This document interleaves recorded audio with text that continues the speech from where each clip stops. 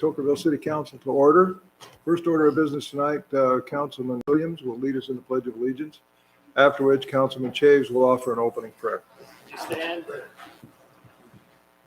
I pledge allegiance to the flag of the United States of America and to the republic for which it stands, one nation, under God, indivisible, with liberty and justice for all.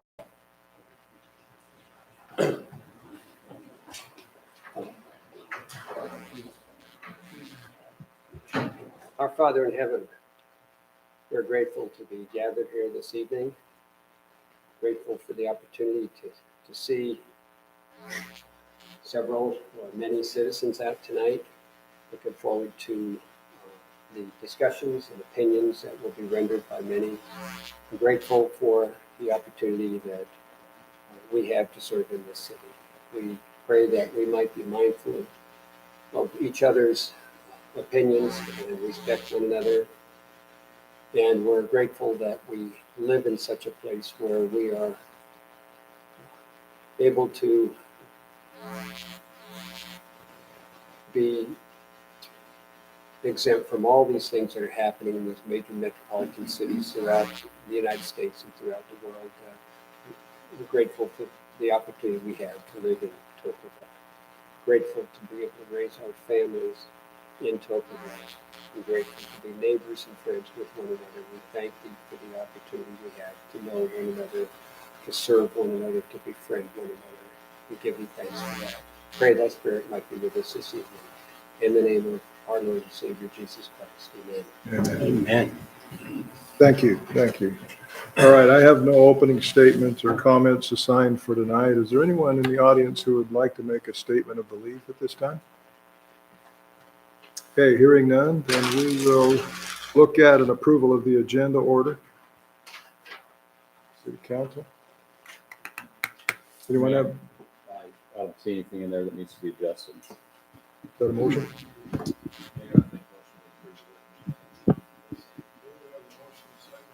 Say aye. Aye. Carries. All right. Next, we'll have our city department. Let's see, declaration to closure of conflict from the council members tonight. Any? Okay, hearing none, then we'll move on. See, we don't have a representative from Ash Creek Services District. Valley Fire Merlin Spenlove is involved in an active shooter issue that's going on currently in Rockville.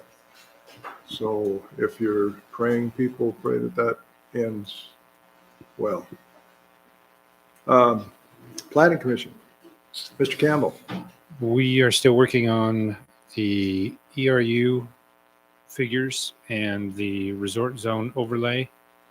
And as far as the agenda tonight, we just have the one nightly rental that's coming forth, and I can talk about that at that time. And that's all I got. Very good. Any questions?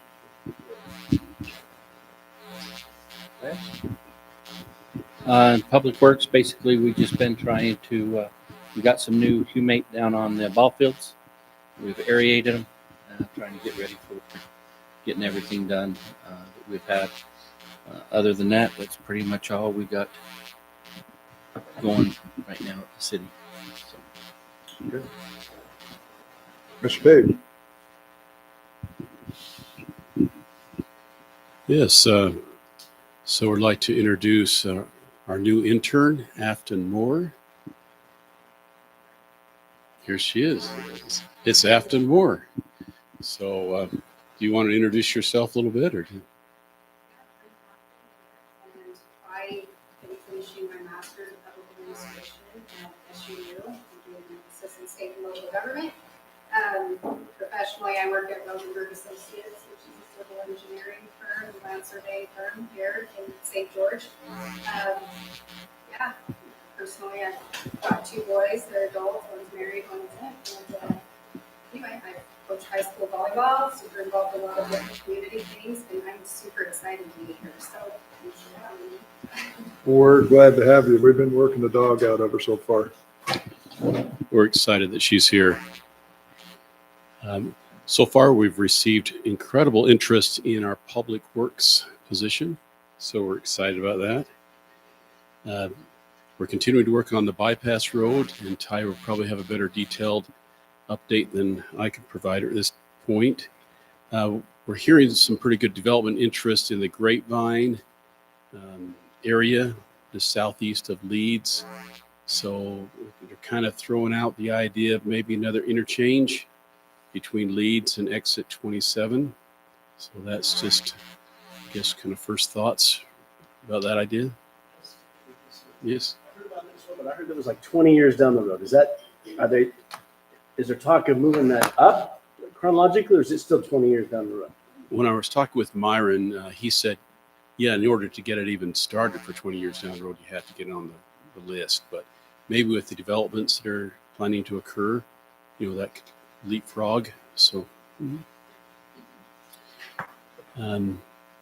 myself and Councilmember Williams attended the Utah League of Cities and Towns conference last week. I thought it was very educational and a great opportunity to associate with other cities and towns and learn from their experiences. We heard from Governor Cox, who mentioned that he has been back in Washington, D.C., and the national leaders, at least on the Republican side, are looking really closely to follow the example of Utah. They've been really impressed with how well Utah has managed their resources so far. And then I had the opportunity of volunteering for Ironman, and they mentioned by far that the best volunteers anywhere, and they put on events throughout the world, so the best volunteers are right here. So in part for a good reason for the good volunteers and community support, they're planning to come back for the World Championship full Ironman in May. So that's very complimentary of our area. I'm planning to attend a floodplain certification training in November. And then Lance is planning to give some research on water meters at our next month's work meeting for City Council. We're looking at our planning commission to investigate smaller lots, smaller lot zoning. We had the opportunity to have the city manager, finance director for Vineyard City come and talk with us about a week and a half ago. Just let you know that over the last 10 years, they grew about 3,800%. So incredible growth.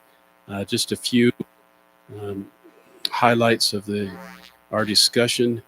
He suggested we analyze very closely the cost of providing services and then develop our fee structure based on the actual cost of providing those services. He mentioned that there's usually about a 2 to 5 year growing pain where you really need additional resources, but the taxes or the revenue for those resources are 2 to 5 years behind. He mentioned that it's important that we maintain our property tax rate each year to keep up with inflation and to continually educate, the public. And he mentioned how important it was for them to have a variety of housing and have smaller lot housing because there's less demand for and need for providing services in denser, if you will, housing than large lot housing.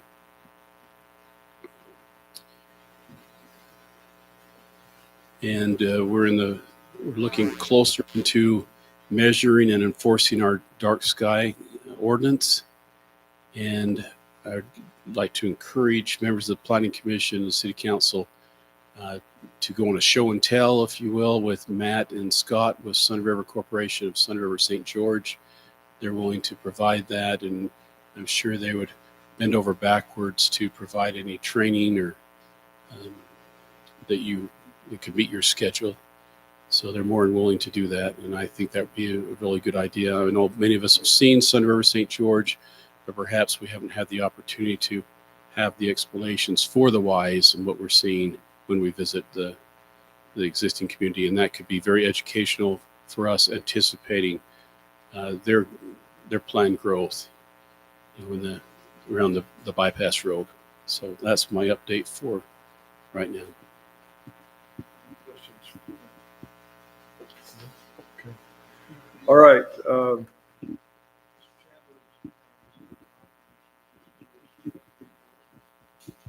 Maybe just a quick update. First of all, I wanted to introduce to those council members not on our board our new assistant superintendent. This is Matt Goodrich.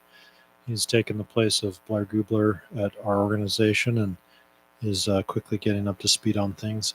I wanted to give a quick update on the Anderson Junction pump station. We're in the process of getting that prepared to bid out for moving that in anticipation of some of the development up at the interchange, as well as the construction of the reservoir. That should be bidding hopefully by the end of next month. I'm going to say end of November. We'll have that out to bid and that work will be done there. We've been out working with, yes. We're running a pressure sewer line from our RV clean out right over there to the pump house. Correct. Tie-in. Yeah. There's,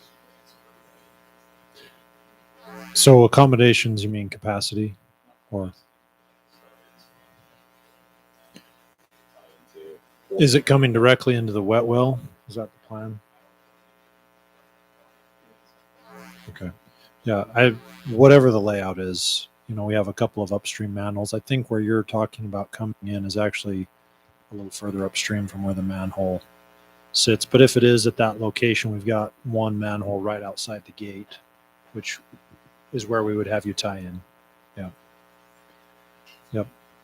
Secondly, we've got ongoing work with the Firelight project. We've been in contact with the 3 different engineering firms kind of working on the bypass road, but with the infrastructure going in out there as well, kind of laying preliminary plans for pump station that will go in on the west side of that development, which is kind of the initial phases. So we've been coordinating with Rosenberg on that. And then we continue to move forward with our plans on the Confluence Park treatment plant. That preliminary engineering report that's required by the state will be submitted by the end of this month and going in for the review process. The state has 60 days to review that, after which time we'll be moving forward into full final design on that treatment plant. So things are moving along quickly with it, and we're excited about that progressing. Other than that, I think that pretty well covers most of the items that I had, unless there's questions. I may occasionally have Matt attend in my absence here, so if you have questions, you can ask all the hard things for him, but I've told him he can't commit me to anything when he comes, so. Thank you.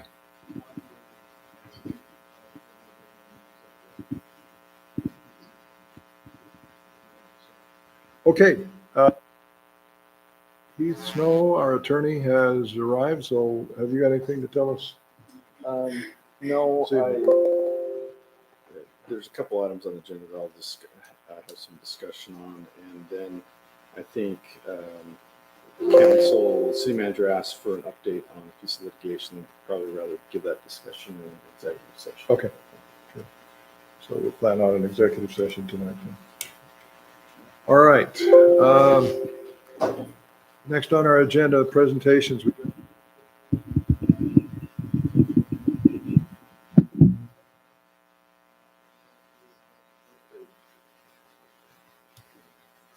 Mr. Philpott, the time is yours. Good evening. What do I need to look at to push the slide forward? Perfect. Thank you for having me this evening. So yes, I'm with Lewis Young, Robertson and Birmingham. We are a municipal finance and consulting firm out of Salt Lake, and we do impact fee work, utility rate studies, financial advisory service.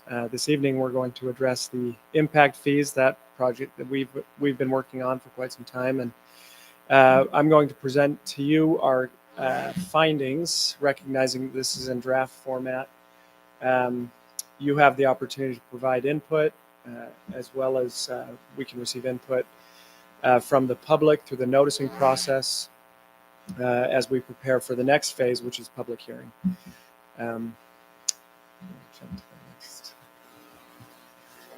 So when we do impact fees, they're typically two documents that we look at. We need to look at an impact fee facilities plan and an impact fee analysis.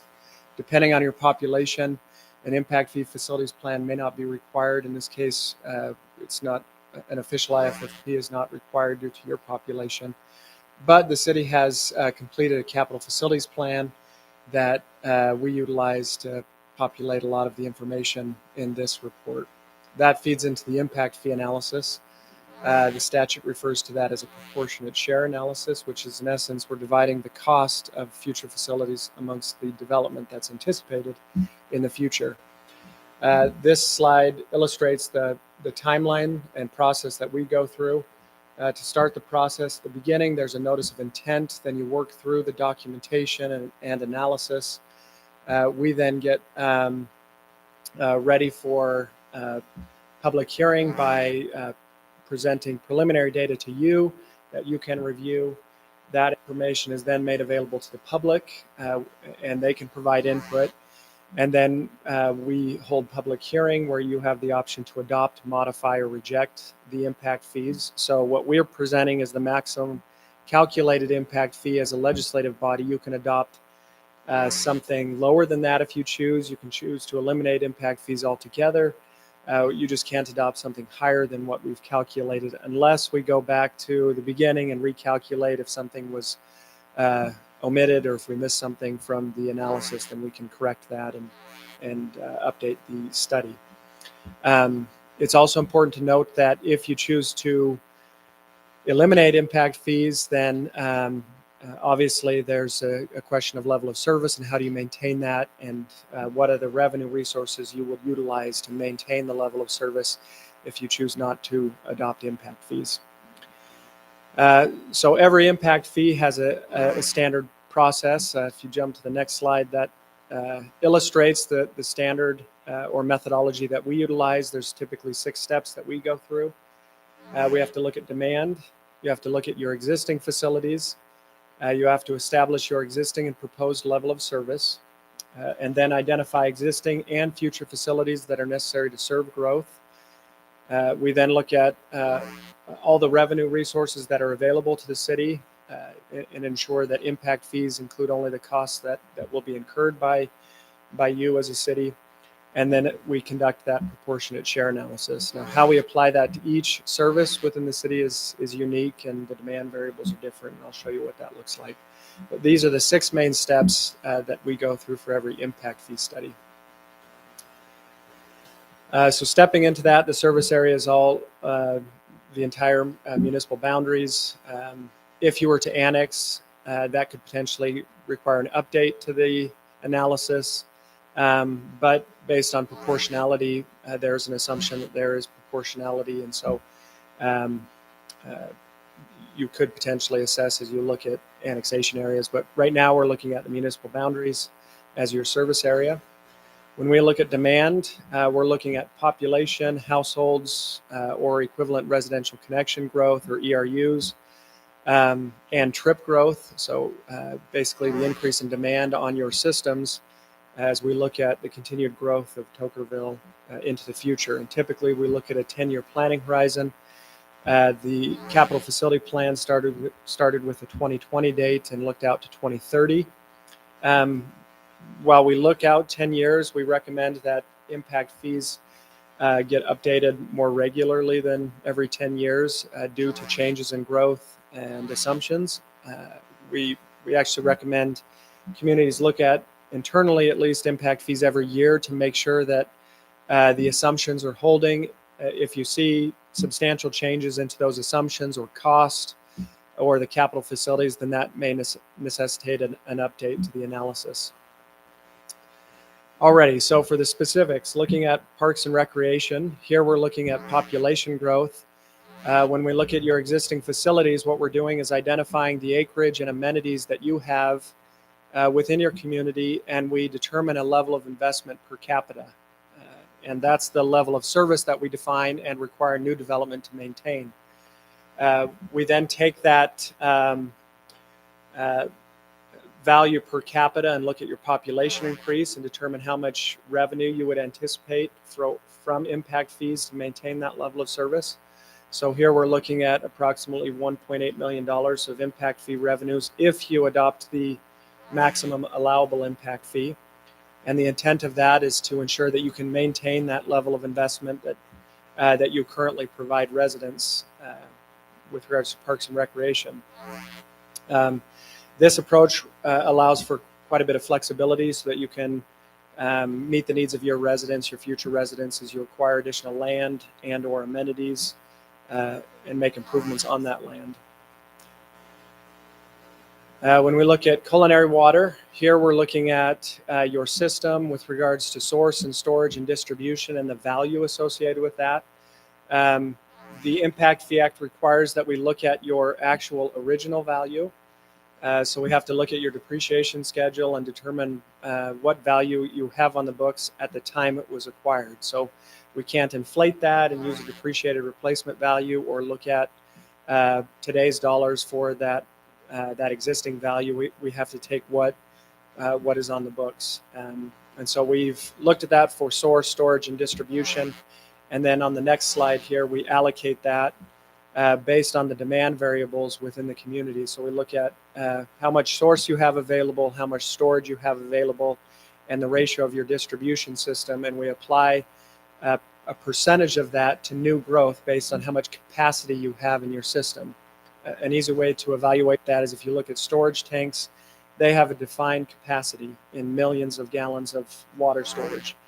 What we need to look at is how much of that is reserved for your existing residents and what is left for future development to utilize. And if there's something left, then they have the obligation to pay you back for that excess capacity. Where that is insufficient, then we can structure new projects to require new development to fund that as well. And we average those two variables together, the excess capacity and the future facility costs. And I'll show you what that looks like in a couple of slides. But here, these are the future facilities that are identified in addition to any excess capacity. These are the future projects that are necessary based on the growth projections and your capital facility plan. So we're looking at several distribution projects that we're including in our analysis. Those first three projects in the 1 to 5 year window, and then one project in the 6 to 10 year window. I've also noted these are not all the projects listed in the capital facility plan. These are just the impact fee eligible projects that are specific to growth. So there are other projects that will be needed, but they're not impact fee eligible projects, and so they're not included in this list right here. Looking at storm drain, the demand variable is acreage or land that will be developed. Similarly here, we looked at the projects that are necessary. Our capital facilities plan identified the projects that are necessary for new development. Approximately $1.6 million worth of project costs. Again, this isn't all inclusive. There are other projects that are listed in your plan that will also be required to either cure deficiencies within your system. In some cases, if there's an increase in level of service, then that's not impact fee eligible. But here are the projects that are listed and the percent that is growth related. Again, $1.6 million worth of cost in the next 10 years for your storm system. For transportation, we're looking at growth in trips. So we're taking the land uses within the city and applying a trip factor and determining how many new trips we have and applying the existing facilities and the future facilities to new development. In this case, this table right here illustrates your existing system value, and we're spreading that over all trips, both existing and new developments, since that system will benefit and does benefit both existing and new development, and so it's spread over a much larger demand. As you can see in that, the trip served is over 3,000. That's in essence saying it's going to benefit everybody in the community, including the new development that we'll anticipate in the next 10 years. The next slide, yes. Bear with me here. I'm new at this. Trips, could you define that for me? Yeah, so that's Trips are typically defined in average daily trips or PM peak trips. Basically, what it represents is vehicle travel. So from point A to point B within your roadway, and it's generated from residential or non-residential development. So we're looking at your land use characteristics and saying, okay, how many vehicles in the form of trips will we have on the road system? And that's our demand variable. So we can say how much is coming from residential or commercial or industrial, and we can then allocate the future projects based on those trips on your roads. Per residential unit, for example. So it would be a trip per house, or a trip per, for non-residential, that's expressed in a trip per 1,000 square feet of building space. So that's the variable we use for non-residential. Thank you. Yes, yeah. This is a lot to digest. So in your packet, you have this presentation as well as the impact fee report.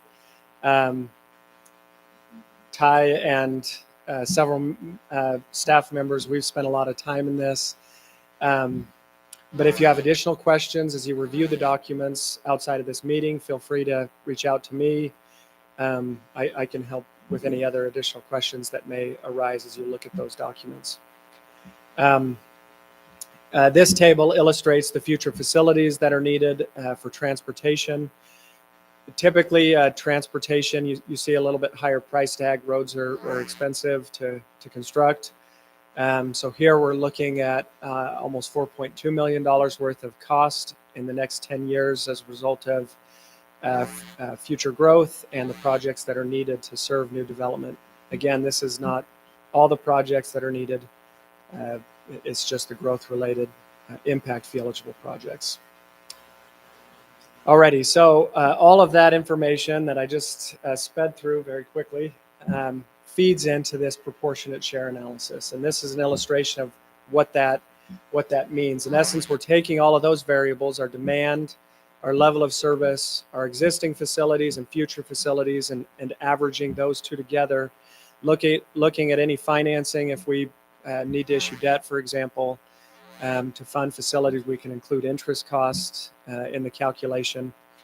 We're basically trying to put bookends on that relative to the next 10 years worth of growth and say, okay, based on that growth assumption, what are the project needs? And let's divide those project costs, both existing and future, to the demand variable, making sure we continue to maintain our level of service. That then feeds into our impact fee. Yes. Sorry to keep asking the question. No, it's great. Was that based on the last 10 years, or is that based on county projection?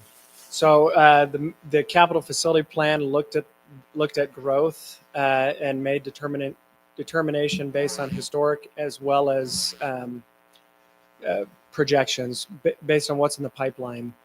The reality is we're in a challenging time when it comes to predicting growth. That's happening very rapidly in some communities, and that can change. We had a period like this in our recent history where growth was going gangbusters, and then we hit a recession and everything died. Right now we're in a high growth projection period, but we could see slowdowns. Those are types of things that necessitate updates and reviews to impact fees, because we're making projections based on the crystal ball we have before us now. Again, if those change, then we should update impact fees. If growth slows or disappears, the impact fee should be updated, and it may shift what cost assumptions are included in that. So looking at the proportionate share analysis, for Parks and Recreation, we take that value per capita, that level of investment per capita, and look at that for the combined land and improvement value to get a total value per capita of $2,469 for the park facilities. We have a little bit of professional expense, which is the cost to go through this process. That produces a value of $2,482. When we multiply that by the persons per house or per unit, That produces a fee of $6,607, which is a 51% increase relative to your existing fee per residential unit of $4,375. This is fairly common and is often the area where there's questions with regards to park impact fees, because those are typically the higher fees, and we see them going up across the state due to changes in land value, which is the primary, one of the primary drivers of value within parks and recreation facilities. In this case, the other variable is Tocqueville's level of service relative to your population. So when you have a higher value and a lower denominator, that pushes up the value or level of service. Whereas larger communities may not be able to maintain that level of service as they develop, and so it changes over time. Looking at culinary water, we have two components. We have buy-in to your existing facilities. Again, that's the value of that excess capacity within your system for source, storage, and distribution. And then we have those future distribution projects that we're pulling in, and we divide that by the number of equivalent residential connections within your system. What an ERC is basically a way to convert all of your development into an equivalent residential unit.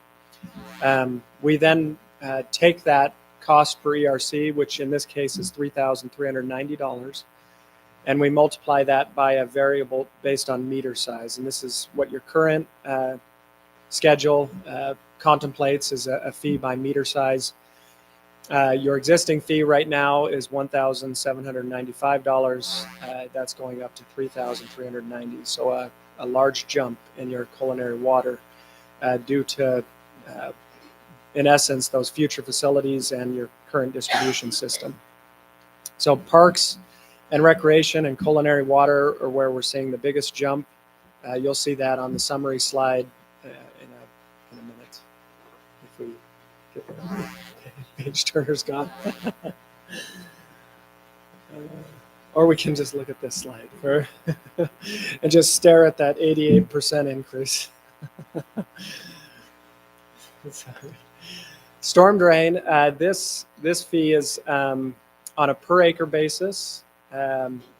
Here we're looking at those future facility, primarily those future storm drain projects is producing a fee of $485 per acre. So in essence, that's the fee estimate here on a per acre basis.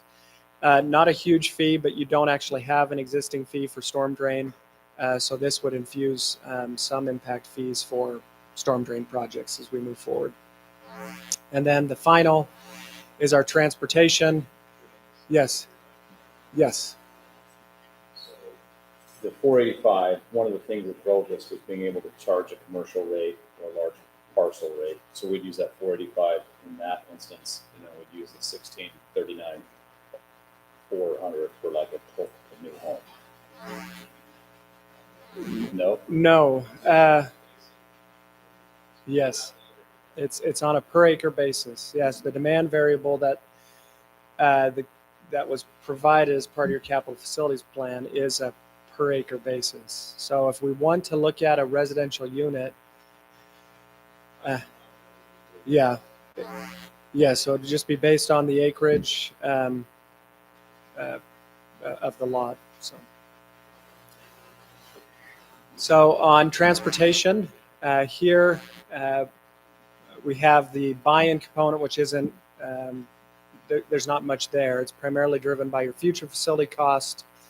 And that produces a fee of $2,794.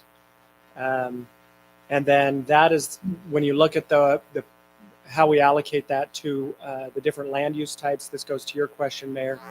Here we're looking at that peak generation, trip generation by land use type. So a single family resident generates 1 p.m. peak trip. And what that means is it's a measurement of trip demand within a peak hour between 4 and 6 p.m. So there's a ITE manual, which is a traffic engineering manual that does surveys of traffic data by land use type and calculates, the amount of trips that are generated by these land use types. Really what this is intended to do is to get that proportionality amongst your land uses, to say who's going to pay what percentage of your bill and to what magnitude they will pay. So you can see single family is almost one trip per unit in that peak hour, whereas a multifamily is half of that. So it's showing that multifamily per unit has a smaller amount of demand on the system than a single family resident would have, whereas retail or your shopping centers have a larger impact on a system than single family and multifamily. So it's allocating that cost to the different land use types. Fascinating that multifamily is only half of single family. I would think it would be the other way around. Well, so most think that, but when it's on a per unit basis, it's yes. So it's usually the case when I look at public safety data, for example. Depending on the community, there's some communities that their multifamily creates problems, but on a per unit basis, it's usually less. But the magnitude due to the amount of units that you cram into a smaller space produces an overall bigger impact per acre in some cases than your single family. So that's kind of the delineation there, is you have more units in most cases in the same space than you'll have single family units. So that based on this calculation, that's a 14% increase relative to your existing impact fee for transportation. So the next slide illustrates a summary of this. So overall, a fairly big jump. You're going from 8,620 for these categories up to 13,248. That's primarily driven by the change in your parks and recreation and your culinary fee. Storm drain, again, is not adding a lot, and there's a smaller increase as it relates to transportation. This is on just looking at a single family or a 3/4 inch meter, so just trying to make a comparison. But every land use will be different, and how the impact fee is applied will depend on that specific demand variable. Single family unit on 1 acre. Yes. Yep. Yeah. Single family unit on 1 acre. So a lot of legislators like to know how they compare. I didn't include this in the slide, but economic comparisons are a question that come up. The challenge with that is impact fees are really specific to the community, and it's all about your level of service and what you need to do to maintain your level of service as a community. And every community's level of service is different. Some may have a high level of service, others a low level of service, and that will influence the magnitude of their impact fees. With that said, you're not the highest and you wouldn't be the lowest with the proposed changes that are recommended here. Washington City has would be a little bit higher, for example, than the combined total here when I compare to similar numbers or the similar services for several other communities. What's also important to note is there are other service providers that also assess impact fees. For example, Washington County Water Conservancy District has a very high impact fee for communities that they serve. And there are other service providers that may assess impact fees over and above what we're showing here that we have no control over or have not analyzed. So those would be in addition to what is presented here. So with regards to next steps, again, this is all draft information, and so you have the opportunity to review that, make comments or suggestions. If there are corrections that need to be made, we want to do that now in preparation for the next step, which is to hold the public hearing. There are certain noticing requirements that that's kind of the royal we. I can't really fulfill those, but I can help the city understand what those noticing requirements are so that you can fulfill those as we prepare for the public hearing.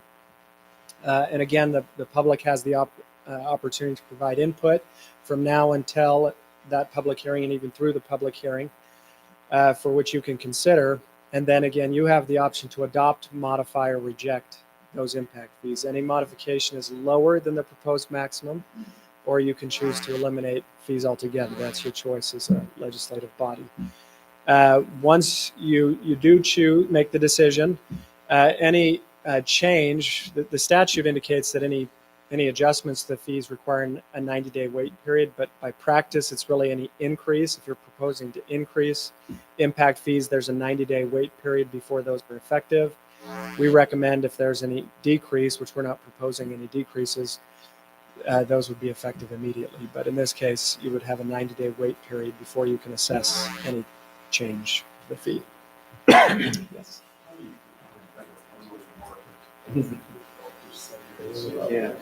Yeah, you don't. Yeah, so that's, so I think that is the intent. And in fairness to development, if they're building pro formas and looking at development based on one schedule, and then you change that midstream, that could create some challenges for them. And so it allows them an opportunity to go in and pull a permit. If you're paying at time of building permit, they can pay that and get that locked in at that lower rate. So nothing we can do about that. Any questions from the council? There's a lot. I went through it fairly quickly. And if, again, I'm here to serve you. So if there's the need for an additional work session, we can do that. But again, the next step would be public hearing, and I would present at that as well, a Reader's Digest version of what we've just discussed, and then take any questions at that time as well, if there are any. Mayor, we may want to have a fair amount of conversation with this as a council in the work session, and then make any modifications, and then send that before we have a public hearing. So we may want to do that for our November work session. Okay. And then we can send you those changes, and then you'll have time to update them, and then we can move forward. Yes. No, we want to have a discussion as a council on the public hearing rather than tonight. So just put that down as a discussion item for our November meeting. Yeah. And just curiosity, when was the last time that Tokenville had an impact fee study analysis done? Fred, do you have it? Let me check if I've got my history. I was going to say, I was here for it, so it's like 7. I think it was 2016. So I've got a file, that shows an impact fee facilities plan and analysis, April 1st, 2016. So we're talking 5 years. Was that a raise at that point? What's that? Were they increased? I don't know if Yes. Okay. So one thing, the council, as you look through this, we have the ability to lower, change, basically anything that goes below the number. And we've typically done that with the parks. The parks number has continually been substantially greater.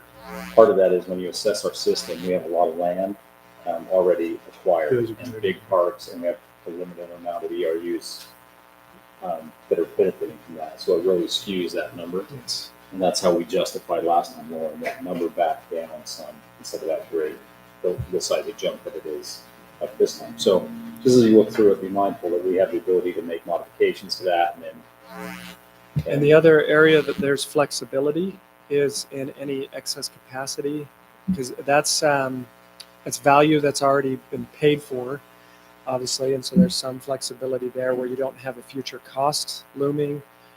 Some entities will look at that and say, hey, maybe we don't want to charge for that component, and that helps with some economic considerations that you may have on impact fees. and that's kind of a tricky one, because what you're doing with that excess is we're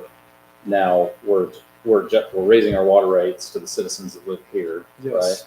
And now we're giving those that are moving in a discount. So it's pretty tricky. It's almost better to leave the water one up, so those that are coming and continuing, now they're helping pay for the systems that us as taxpayers have paid for years. They're starting to pay that fee moving forward to benefit moving ahead for the next future. Right? Other than excess capacity and maybe certain circumstances like what you indicated with the park, doing too much of a variance from what they've recommended, really what that means is you've got existing residents who are subsidizing capital costs for new growth. So just be mindful as you review it. Any other questions? Council? Did you ask? So we look at inflating cost. So the future capital facilities will apply an inflationary variable, and as well as including for transportation, there was some financing costs, assuming that there would be some loans acquired to fund facilities, which is a measure of inflation. Yes, but the reality right now, because of high growth and the economy we're in, inflation is much higher than most anticipate. And so that's another variable that the city should track. So as you go to bid projects and you start to construct, if the projects come in much higher than what the plan has shown, then we may want to amend it. So I've had several communities that we just go in and amend those costs, recalculate without going through a full impact fee study. We just update and What's your price and the kind of the time value or the cost of the project 6 to 10 years from now? You're Yes. guessing, and if you're seeing a consistent growth where you're coming in higher than projected cost on projects, then yeah, so we include some inflation, but like again, in this market, inflation in some cases for capital costs can be double digits, and we're using historic at 3.5%. So over time, that compounds. Now, not usually, but in some cases, there's market corrections that bring that back down to more of an average. But we just need to stay on top of that and evaluate the bid price relative to the capital costs presented in the plan, and make adjustments in the future if needed. Good. All right, thank you very much. Thank you.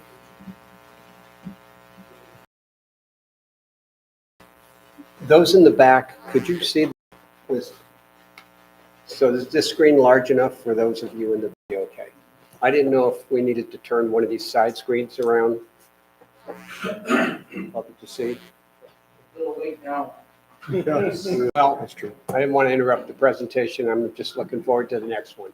Okay, next presentation, Mr. Kent Heidemann is going to talk about Hunter's Cove subdivision. Time is yours, sir.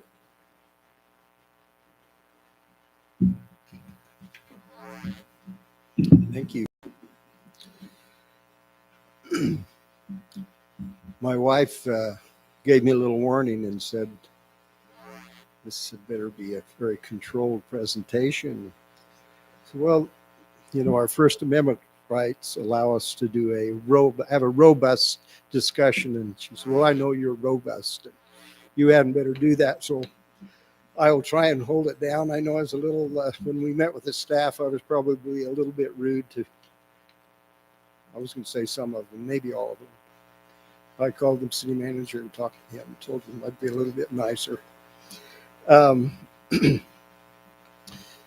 We all remember, of course, the epic financial and economic collapse that the country had in 2007 and 2008, and it affected the world and caused so many people of our country to lose billions of dollars.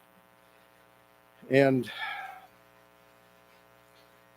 we see bubbles occur in the real estate market, but in my lifetime, I've never witnessed anything like that. And the financial crisis that developed then was, as we all know, very damaging to our community, our nation, and the world as a whole. We saw more than 500 banks that failed between 2008 and 2015, and it was really a global event. Many of us got caught up in that. Things were beyond individuals' control. So the picture I'm trying to paint here is that millions of people were hurt financially due to conditions that were beyond their control. And this same condition affected us personally, myself as well as my family. And we had spent around $145,000, $150,000 on doing a subdivision. I think we were calling it Hunter Cove at the time. And we'd spent that money on obtaining entitlements and getting ready for the final plat approval when that economic condition hit. And not wanting to lose that money, I'm here tonight to make a request of you that we be allowed to resurrect that subdivision using the existing codes and regulations that were in order at that particular time. And as I read through some of the old minutes, I find that we had preliminary plat approval at the time. And we were not the only family or person to encounter something like that. Hurricane is presently reviewing a couple of subdivisions, one that was started in 2006, and I think another one that was started in 2010, and they'd not finished their entitlement process. So I would like to come here in a spirit of cooperation and perhaps work out something with the council where we would be allowed to go forward with something like that. And I know conditions have changed some. Codes and regulations have changed some since 2006. But perhaps we can stand on the shoulders of those people who passed the ordinance at that particular time. And we're willing to participate in some of those changes. And I know one change is the sidewalk width. And I did a subdivision in Washington City in 1994. And it has some similarities to what we're doing. And that is that it is what I call a destination subdivision, where people drive there to get home. People don't drive through that subdivision.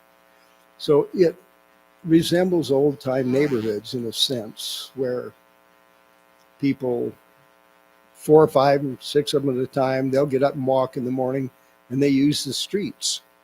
They don't need the sidewalk because of the nature of the subdivision itself. So I thought, well, maybe I'll bring that up a little bit. That's one thing I would prefer to keep 3-foot sidewalks. But if we want to make this work, we've got to work together, and perhaps I need to make a concession there, and there will be other concessions that I may ask of you in this process. And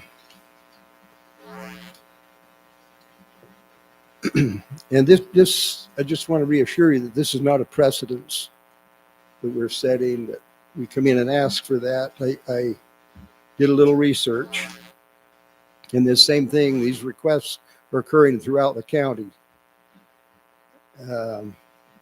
Called St. George. Elizabeth there said I was just comparing the time limits that they have to complete their subdivisions.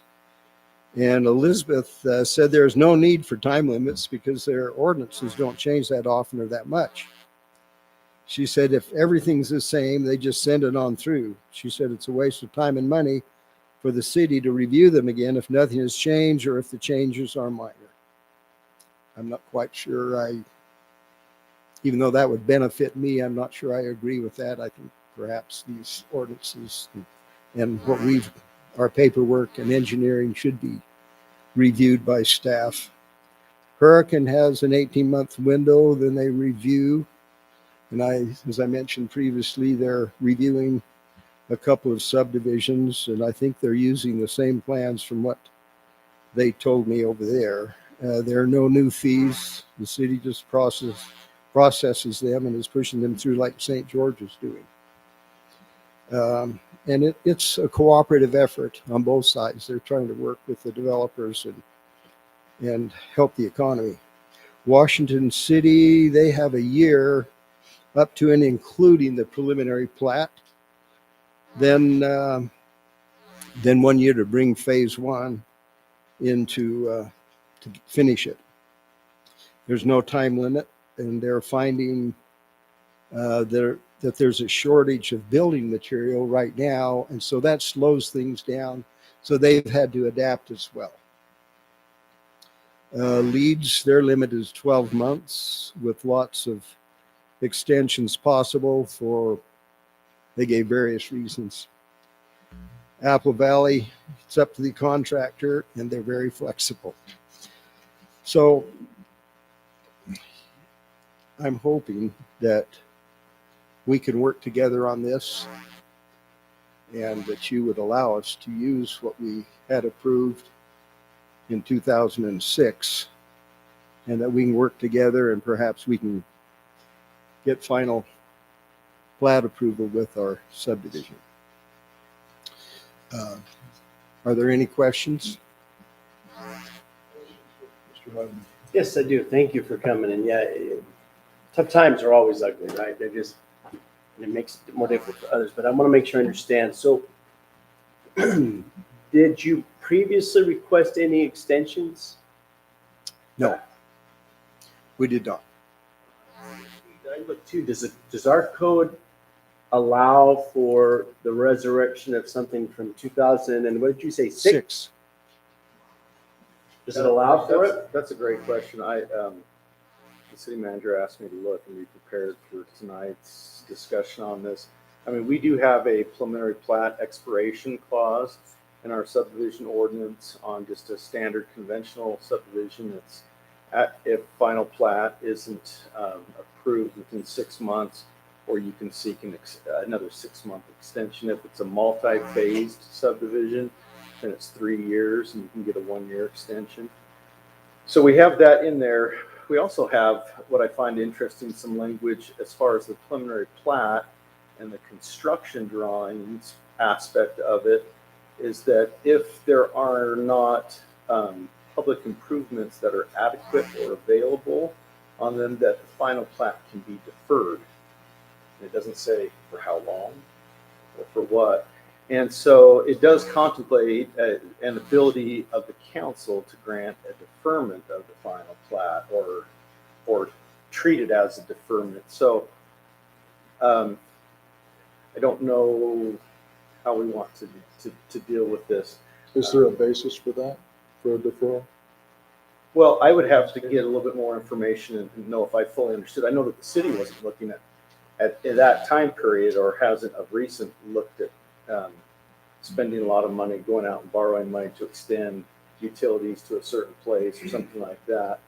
But I don't know in this situation if that is proper. I'm just saying that it is contemplated that it can defer final plat approval and issuance of building permits until necessary public improvements are adequate and available. Very general, what that would mean. So I just a couple more questions. So to make sure I got it. So your application was made in 2006. You say there was a preliminary plat approval From both the Plan Commission and the City Council. But no building permits and nothing like that. No. Yes. So on subdivisions, preliminary plat gets approval or by both the Planning Commission and the council. Right. And as part of that, you have to submit conceptual construction plans, utilities and stuff like that. But then after preliminary plat, there has to be a submittal of final plans. And that's where I think the city really gets involved in looking at what is our facilities that we have right now and how do we get from here to there, who's paying for it, and do we want any upsides or anything like that. And I think that's the stage where he got to, is he had the thing fully engineered, full construction drawings done. And then everyone kind of put it to buy. No one was buying anything back then. So why not just resubmit? That's kind of my question. Why do we, I mean, if it's all done, then there's not more to do other than it just goes through the process again.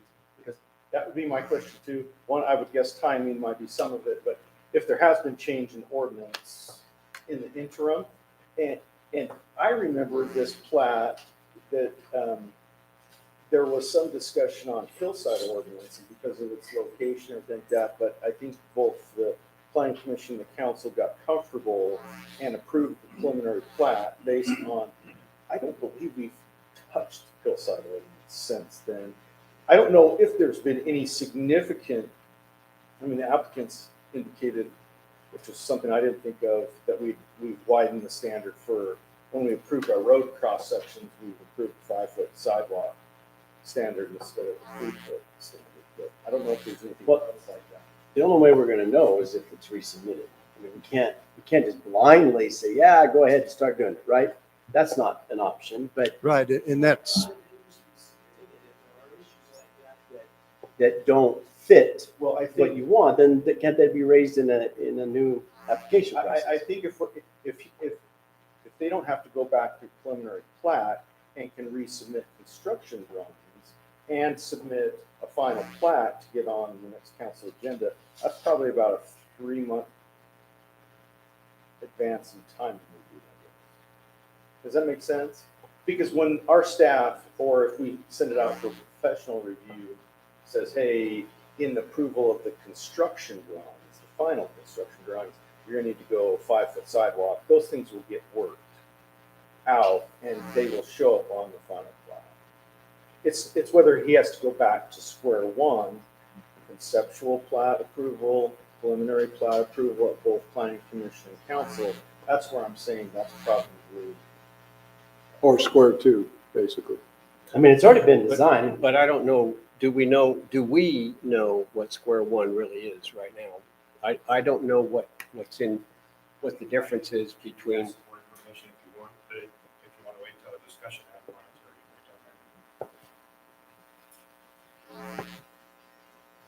It is a discussion item for Okay. tonight, so item number 3, the working agenda. That's all the questions I have. Thank you. Want to wait for that? Yeah. You'll be Okay. prepared to help us out with the discussion as well? sure. Thank you. Thank you. All right, Gary Nielsen, Affordable Housing in Tokenville. Welcome, sir. Well, thank you very much for hearing us today. We want to like to thank Lance and Kent for helping get us here. We actually just proposed them a couple of weeks ago. We've actually changed a little bit. What we have is we want to supply housing for working class people in Washington County. We came here accidentally looking for any place with sewer.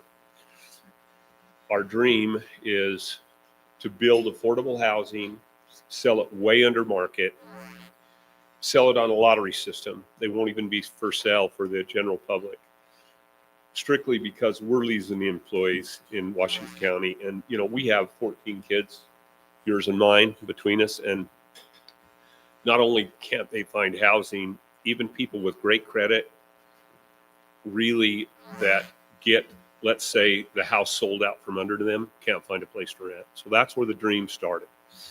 We have a few of us that are in this. I was mainly retired, but I built an apartment complex, and that apartment complex, me and my wife, Sharon, is one passing out stuff that it's sold. It's going to close December 1st, and that gave us the money to do this. And what we're here for today is hopefully to get a multi-family, what would you call it, a zoning, basically, in hopes for us to do this. So our dream is this: we build small homes. They're 1,000 to 1,300 square feet, if you can read this tiny little print. My daughter painted this up. This is actually my drawing to scale of what the houses will look like, meaning they're not super tight together, but the lots are only 45 foot wide.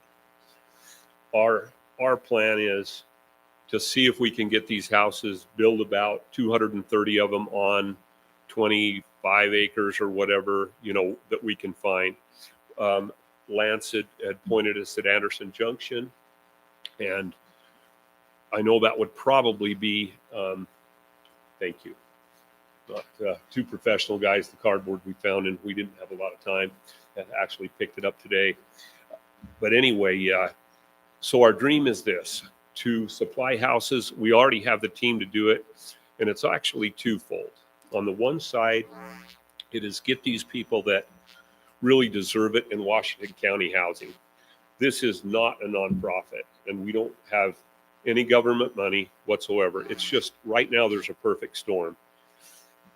My nephew and I, who owns a trust plan in town, have been talking about this for 20 years, how to do inexpensive housing. Well, the housing price, it is so high right now that we can afford to not only pay full costs for everything, but actually train subcontractors and pay them while we're training them, and still sell hugely under the market. The market right now is, as you guys know, is totally ridiculous. So in a way, it's a blessing for us. What we're asking for you is to give us a place to do it. And unfortunately, we are on a little bit of a timeline, meaning I have to do a 1031 on something that's going to close on December 1st. You're the first city, and like I said, we're really grateful to be here. Didn't think it would be this fast, but thanks to these guys and the mayor that we are. The second part of this is to train subcontractors. And so our dream is this, and it doesn't have anything to do with the first, okay? We're just selling houses, and we're actually holding the first right of refusal to buy them back for 5 years, meaning they have to be a worker number one, and planning on being in Washington County working for the next 5 years. 2, they've got to be able to qualify for the loan. 3, they have to put in for a lottery. Oh, well, they also have to qualify for the HOA. So it would be an HOA, and then they put in for a lottery. That's on one side. We believe that these figures that you see on this card at $60,000 to $80,000 are really low. I don't think the smallest home, which is the lightest one there with attic trusses, is about 1,000 square feet. I believe that I can build that and sell it for under 200,000. But as volatile as things are right now, there's no way I can commit to that. I put 220 down because, as you know, wire went straight up through the roof, lumber went through the roof. We have no idea what's going to happen a year from now. But we believe that no matter what happens, we can still be substantially under that market. And I'll go into the second set. If I'm a little confusing, I don't do this for a living. I've been a contractor my whole life, but the second set is we want to take people, whoever wants to work really hard, and say, look, we'll turn you into whatever kind of contractor you want. We have one of the mechanicals of 3 on board already, meaning lots of people don't want to create competition. But we want to say, look, if you want to do framing, concrete, painting, we'll take you. As soon as you're trained, and I don't have to watch over you, I'm going to pay you as a subcontractor under my license. By the time you qualify to be a subcontractor, we're putting them out there to be a subcontractor and giving the next person in line that opportunity, if that makes sense to you guys.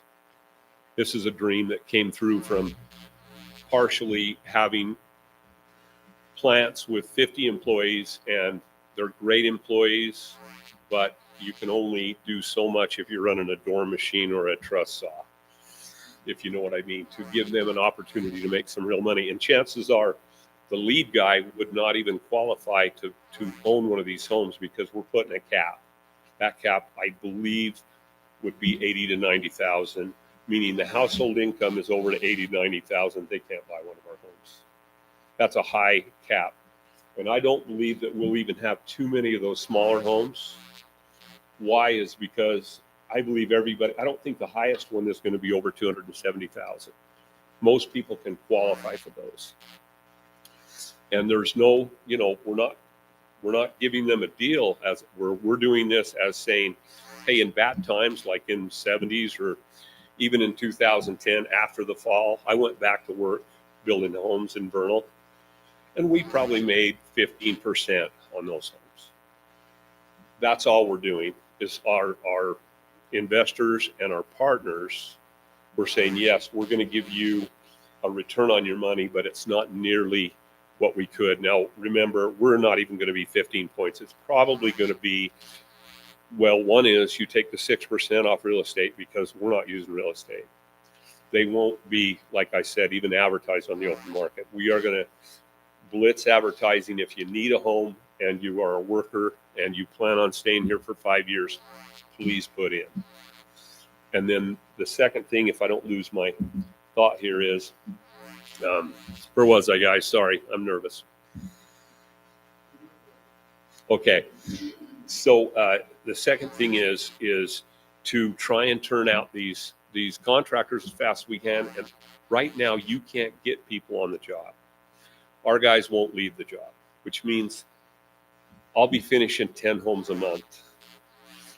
And we're planning on putting about 11 and a half homes per acre, just to give you an idea of the size of this. That's a lot of homes per acre, but they aren't huge homes. You know what I mean? They're very small.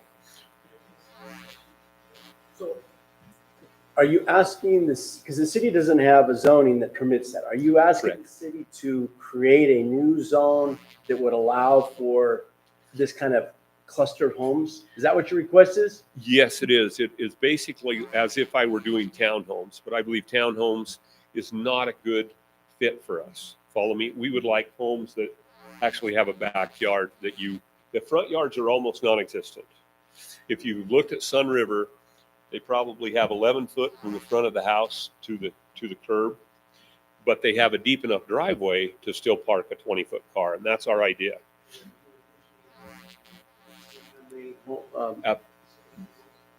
Absolutely. And you know what? I don't care if you're single or married. You just have to be a worker. Meaning, To use? well, yes, actually, we would love it by Anderson Junction. And actually, I do have one other thing is my nephew that owns the transplant would like to relocate, which means that we do have a little piece of the pie to add is he's doing $1 million in sales right now a month. And he's also probably going to do a lumber yard, which 80% plus is already sales tax. Would be a big plus to your bottom line. And we don't care if we build right next to it. And I'll tell you why is, yes, it's not ideal. I don't want to build right next to a $750,000 subdivision, even though it will look nice. It's an HOA, so the yards will be perfect, from the outside behind the fences, who knows? But the idea is, I believe the people will be so grateful to get these homes. They're not going to care that the freeway's in their backyard and the industrial's next door. Everything is so expensive that It is. like this is a good idea, but that's going to take some discussion and a new zone to create for that, which we don't have anything, right? Our smallest now is what, 12,000? It's an R112? R112, well, there's multifamily stuff, but yeah. But a multifamily, those are connected. These are all Yeah, detached, right? So we'd have to have a whole new zone created. Normally, multifamily works for us, okay? We've done combination where we did townhomes and single family like this, but I don't know how you're zoning. I haven't even read it. This has kind of been thrust upon us in the last 2 weeks for presenting it to you guys. But I don't, you guys have any idea on that? Because really, it's usually per acre how many units you can put, and we would usually fall into that. Myself, if I were you, I'd much rather have a subdivision rather than townhomes or apartments. Attorney, but it seems to me that the best way to go about it would be for him to identify some real property, then bring it into the city and request a zoning change to a new type of zone, so that we can then evaluate at that time. But to just do a blanket. No, I'm wondering whether we could do it in the multiple use zone. That's why I'm missing that. But I don't think we need to, do the research now, but I'm just suggesting that you identify the real property and bring that to us, because that's the best way. Without something we can actually look at and can look at the surrounding areas, it's difficult to do much. well, and my idea is I hope that all the cities will like this. I hope that we can do this more than once. I love the idea, but it's got to be in the right place and Right. area and the right, location, right? Some people don't want it, but I think most will. Well, and as a council, would you try and support us? Meaning, yes, we're going to do exactly what you tell us to do. We understand, impact fees and cost, right? Well, that's all I'm really here for, is to say, if you support the idea, we will push for doing this in Tokenville if that's a good fit for you. Strikes me about the whole situation we're in now is you're not talking about, laborers necessarily that can't afford a home. You're talking about school teachers that can't afford a home. You're talking about people with educations that have got experience that can't afford a home because of the way the market is now. And that's probably going to change. But in the meantime, how do we hire somebody to come and help us out with the city? We can't keep them. They can't go to St. George. They can't go to Laverque, and there's no place they can go live and afford it. So I would be 100% in support of trying to make something like that happen. I don't know how it would look. I don't know how, everything that we're going to have to go through, some major zone changes, those take, if we're going to enlist a new zone, that's going to take some work. But as far as supporting it goes, I'd like to see something, an effort at least. And I think we brought this up and talked about it not very long ago, a couple of council meetings ago. So there is a couple of concerns. The density that you recommended is obviously very, very dense, which is a modification to our standards and specs on all levels. I mean, the roads can't be what our minimum road widths are. There's going to be, can't put that many homes on an acre and not make some modifications in other areas. So just council be aware that it's a great idea. It's going to involve a lot more than just saying, yeah, it can fit here. And then the other thing that I struggle with tremendously, I've been around now long enough that we talk about building these by a trust plant or by an industrial area. We're talking about Anderson Junction, which is going to be our commercial center, the start of Tocqueville's commercial unit. And you have a buyback for 5 years. It's not you we're worried about, or that I specifically am worried about. It's people after the 5 years that move in those homes. And then they come in and they complain about all those businesses that are there and the lights that are on and the noise and the traffic. So just as you're looking for a location, I'm way more inclined to be away from that. The voice gets really, really loud, and it causes businesses and people that are generating revenue for the city to have to move, and it becomes a huge issue. So I'm in favor. I'm just saying let's be selective, find the right place, and then council be aware that it's not just about 4,000 square foot lots. There's a lot of changes that take place trying to get to that. So where would we go to look? In other words, Anderson Junction seemed like a good spot to stay away from the $750,000 homes. Who should we talk to? Should we talk to Lance and Ken about where to locate a new Junction? It's just, you look at Anderson Junction and there's going to be a commercial hub. As we spread out from that, there's going to be a point where that makes a lot of sense, right? Okay. You get further away from that commercial, it'll make sense. And residential is going to be by commercial at some point. Right. Citizens coming in and complaining to me that there's somebody building trusses next door. There's going to be a reservoir right across the street. Yep. And, lots of different types of development that'll go on out to that end of the town as well. And from resorts to who knows what is going to happen. But yeah, I agree. We need to look at the right place, but wow, if we could find it, it sure would be nice to help. I'd recommend look at the general plan, but that's really your. Okay. Well, no, but we do have the residential, and I think you can kind of look and see the areas. Does the city have any land they want to sell us? Well, thank you for your time, and we'll go through. Other than the minimum frontage requirement, all the other there is no set size requirement for lots, and you can do modifications to setbacks and In the MU zone. and building separations by conditional use permit. So they could come in if it was zoned MU or get a rezoned MU, then come in with a conditional use permit to do clustering if all we would have to do is modify the minimum frontage, we could say 100 feet or established by conditional use permit. So we don't have to have a new zoning actually, but we do need some conditions for it. Well, we want to thank you for your time. Hopefully we can make this work. I hope you're successful. I hope you can do it. We're going to do this. Thank you. Hopefully you do. All right, that concludes the presentations then for this evening. We'll move into the public forum. Anyone who is here who would like to address the city council on any item that is not on the agenda, this is your opportunity to do that. Please state your name and address. Stacy Eaton, and the address? 290 South Ash Creek. I'm here just kind of let everybody know that we are having our company builds powered parachutes. We're having a fly-in. It is going to be at the old racetrack. That is going to be, the dates are the 15th to the 17th. Bypass Road? Yes. So access to it will be down Westfield and then down the dirt road. Thank you to Ty for spending a lot of time out there helping us getting things graded, so we'll have a little better access. Thank you, Ruth, for helping us get through the event permit, and the landowners who are allowing us to do it on their property. 15th to the 17th of October. There will be dry camping out there.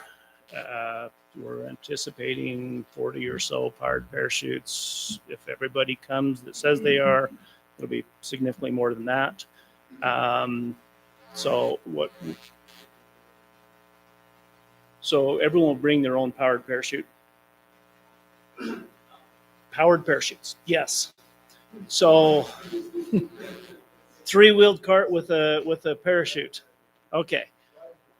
Riding lawnmower with, yes. That is very important. So what it is we're going to do kind of some touring of the area. We'll leave early in the morning, right after sunrise, like fly out to Hobbs Valley or, along the base of Pine Valley. People are coming from literally all over the country. Wisconsin, New Hampshire, Carolinas, Washington, Montana, California, Arizona, literally all over. So, and we ship stuff all over the world. We are working traditionally this event has always been held in Hurricane on John Brammel's property out there in the fields. We want to do everything that we can with our company to promote Tokenville, and that's why we're doing it here. The facilities actually are much better in Hurricane, but we really want to make it happen here, and hopefully every year we will be doing this. That is our long-term plan. And that is one of the things also that kind of leads into Tokenville needs hotels and restaurants and things like that, because people that aren't dry camping here are staying in Leverkin and Hurricane, or they're not camping here, they're camping in Leeds or Harrisburg. This town needs that kind of stuff. We're giving our dollars to our neighbors, and that's just, to me, just crazy. Couple of things: we are going to be blocking off certain areas out there that the public just flat can't come and cross these certain lines. They'll be very well defined, just because it is aircraft safety reasons. It's for the public safety, for our pilot safety. All these guys are licensed pilots, but we need to have the community's help in staying. You're welcome to come out and look. You can go to the south end where everybody goes shooting and watch there. We'll have competitions depending on weather, either Friday afternoon or Saturday afternoon. People are welcome to come and watch, but you have to stay. We can't have somebody going on the runway and then aircraft taking off. So We've contacted the sheriff department and search and rescue in case there ever is an issue with an aircraft, but also if there's ever an issue with people who just can't quite follow the rules, because it's a life or death situation. So we just have to have that. Yes, Ride your ATVs around there, right? it is. Days in advance to let people know that they can't use this area on that date or those dates. That is correct. So like if somebody comes in from the south, they go through the cut there, they're welcome to, as soon as you go through the cut, turn to the west. Go out there and knock yourselves out. But we need to block off the entrance from the north, because that's just leads right into our runways and landing strip. And so, we don't want to, we're trying to be as least restrictive as we can. And again, people, if they want to come and watch, it's a lot of fun to watch PPCs compete. So anyway, but we can't have any shooting out there or anything like, it's just, use common sense. That's kind of what we're looking for. Let's see. Yes.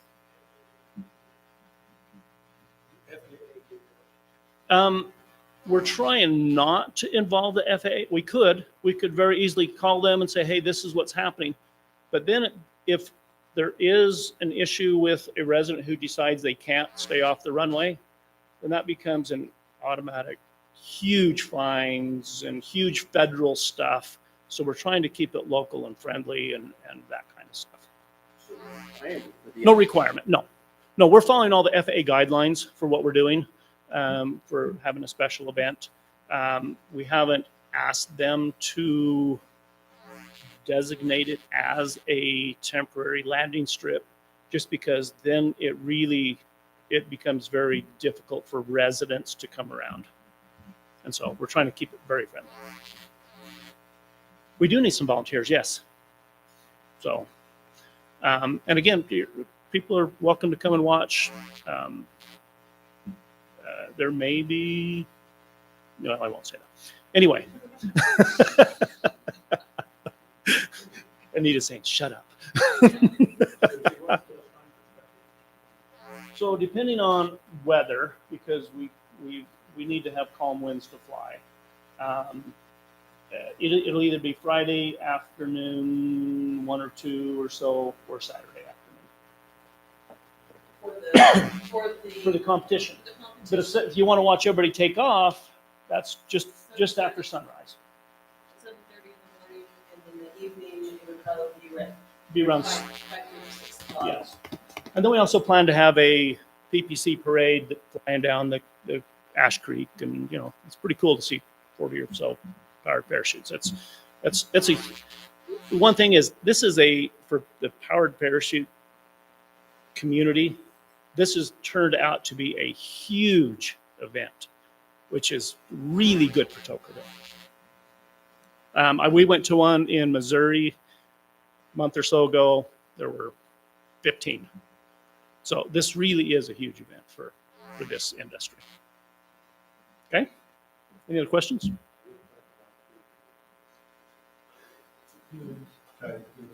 Security. Really, we just need people to kind of help monitor so that others aren't going in the areas that they can get hurt or the pilots can get hurt. That's the big thing. How about if, in the interest of time, we deal with those kind of questions personally? Absolutely. I don't want to cut discussion or anything like that, but we are getting along. Okay. Sounds like a great. Good. Okay. Thank you.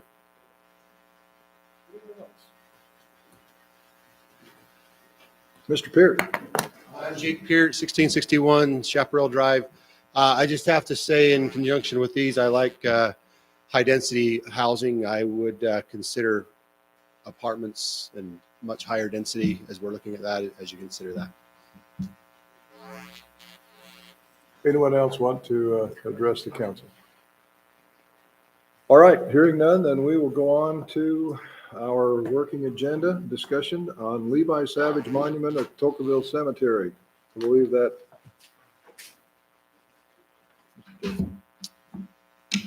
I don't know how much information you need, so I'll invite your questions. But Ed Smith, who paid for the fence around the Tokenville Cemetery, is a descendant of Levi Savage, and he would like a suitable monument for Levi in the cemetery. And I've talked to Lance about this. We met out there and talked about that. And I can distribute these. This is just a review.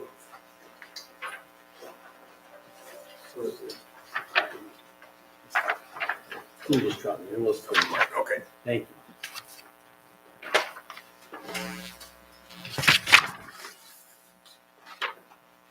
And these are the artist sketches. And look at those if you like. At any rate, this is essentially what it's going to look like. It's about 4 feet wide and about 7 feet high. In the cemetery, there are 2 monuments. One is a 7-footer and one is an 8-footer. And so this is within that range. This section will be artistic bas relief depicting kind of the 4 parts of his life that were significant. One, he was in the Mormon Battalion, walked all the way to San Diego, and then up the state of California and across the Sierras and back to Salt Lake. The second thing that he did was he was called on a mission to Siam, Thailand. He actually never got there, but he went to India and went to Burma. Siam was having a civil war and he was unable to get into Siam. And then he came back to Boston, made his way to Iowa City, where he became part of the Willie Handcart Company. And if you've seen the 17 Miracles, that's Levi Savage. He's the main character in that. And so following that event, he was called by Brigham Young to go to Kanab, and he was there only a short time. They had difficulty with Indians, and they were advised to move to Tocqueville. So he came to Tocqueville and spent the last 45 years of his life in Tocqueville. Farmed, raised grapes and fruit, and had a farm down on the river, according to his journal. I'm not sure exactly where that is, but he called it the River Farm, and down on the Virgin. So at any rate, he died in 1910, and this monument would reflect those.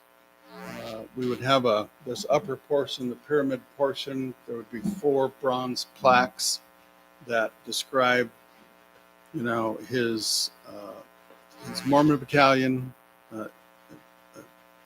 event activity, then his mission to Siam, then the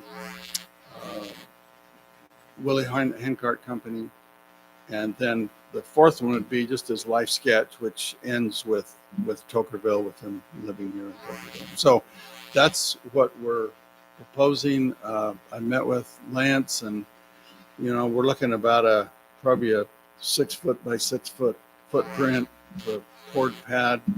This is going to be constructed. There's 2 artists involved in this. Randy Paul, who will build the monument. He built all of the City of St. George, Welcome to St. George monuments. If you've seen any of those, there's several of them approaches to the city. They're concrete. There's a steel frame, and he covers it and builds it and makes it in concrete. The All Abilities Park was done by him. All of that is his work. If you've been out there to Tonnequin, and a lot of other work. So anyway, he does great work. So he will build the actual monument. Annette Everett is the sculptress, and she will make well, she will design all of, she has, as you see there, all of the artwork plus the bust of Levi Savage that will sit on the top of this monument. Questions? Yes. Well, it won't cost the city anything. I think that's the main question. I don't know the exact cost, but it's probably about $50,000 to do all that. The artwork, the bronze is not cheap. You know, it's pricey kind of stuff, but it lasts a long time, and so it's probably in that range. And Ed Smith and a couple of his associates are funding this. They just want to have an appropriate monument for this guy who, you know, who's in their family and played a significant role in Utah. Will they replace his gravestone? No. We're not going to touch his gravestone. His gravestone is kind of a little skinny pyramid, if you're familiar with it. And this is going to be, as you drive in across the cattle guard into the cemetery, you have an existing kind of a monument there to those buried in the cemetery, but you don't know where they are. You know what I'm talking about. It'll be kind of next to that, right in that area. So you'll drive in, you'll be looking at it.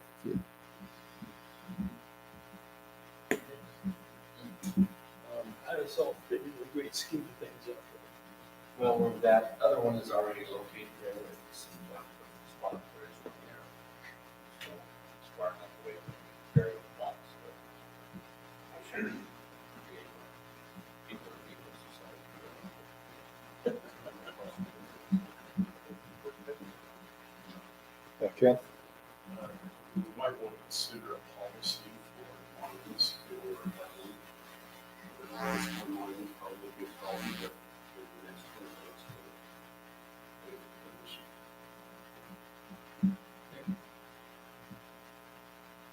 So this is going to go like in the dirt area right as you come in, tucked up in the corner. Yes, there's a shade tree right there. As you're pulling in, it would be to the right a little bit of this area we're talking about. And just for everybody's reference, the time-consuming aspect of this is getting the bronze work done, and that probably we're looking at 4 to 6 months to get all of the bronze work done. The actual building of the monument would take about 2 weeks to get that done. So we're not going to really build anything until we have the bronze done. So, you know, we're looking at next spring sometime. So you are looking to us for permission to do this? Just permission to do it, just so that you know what we're doing and that you're okay with it. And if you have any concerns or, you know, yeah. The concern I would have, and I don't even know if there's a solution to it at this point, is at some point we'll probably improve the surfaces inside the cemetery. I think it'd be naive to think that would happen in the future. Base something around this, so just be strategic, man. So we work on figuring out how it'll fit, what elevation should be set out, and how to tie it all together, so that we're not going in there and paving or doing improvements later and then have an issue trying to figure out how to work around this monument. Yeah, well, or it's up here and the road's down here. You know, there's just, and we do have a defined fence all the way around, so I think we can really get close on what it should look like. So just be mindful of that. The land does slope from the cattle guard up a little bit, you know, to that area. But Well, it sounds like we need to give consent. We could probably work it out, but it sounds like we need to give some consideration on exactly where it's going to go and what we're going to do with the cemetery for a 4-foot square footprint. It's going to be hard to move. Well, it's going to be hard to move, and like Kent alluded to, trying to figure out a standard so that everybody that comes in isn't putting a 4x4. It'll never fit. So we probably need to identify what classifies somebody being able to put a monument inside the cemetery. If you look at that actual map right there, you can actually see the existing monument, that first graph straight down where the arrow is. brown spot right there, right there. That was kind of the location there, it's on the other side. It's far enough in that first section, you know, so that's where we're looking, right there. This FYI, Annette Kleinman was one of his descendants, along with all of her family. So there are still a lot of descendants of Levi Savage in the area, in Tocqueville and in the area. Okay. Anything else?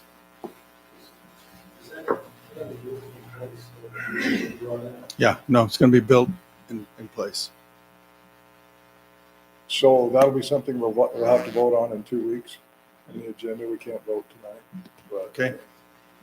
we will have it on the agenda and see where we can get to in 2 weeks. Okay. Thank you. You're good with it? Okay. And so, Thank you, sir. Okay. All right, next on the agenda, resolution discussion National American Indian Heritage Month. I just need the long ones. Sorry, The others. this one's not long anymore. It got folded.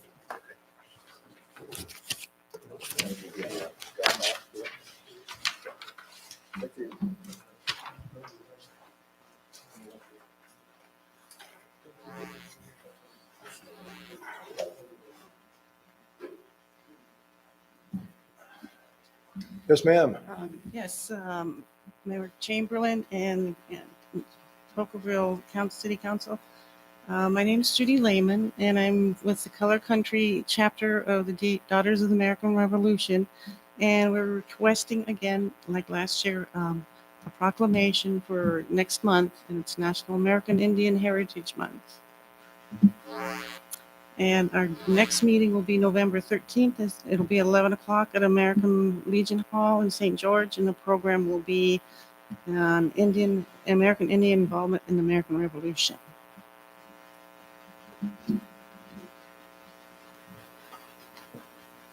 So this is the month of November November. that you're proposing, and you're looking for our support? Yeah, and just a proclamation, yes. So Tokenville is named after a Native American.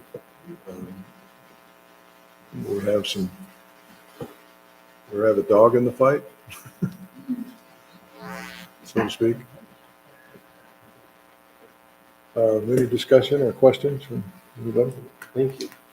Thank you. Okay, thank you very much. That's something we need to vote on then next week, or 2 weeks also. Yes. Okay, discussion on Hunter's Cove subdivision.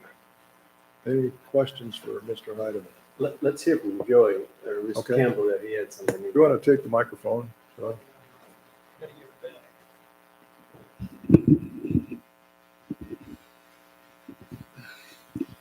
so during our staff meeting, we weren't actually able to give an evaluation of what happened or our input for the preliminary plat on this. So after that happened, I did have a really long conversation with Doug Heidemann via phone about the evaluation. So my evaluation would have been basically what I'm going to tell you guys now is the hillside ordinance did not get addressed at that time that we are aware of, or that I'm aware of.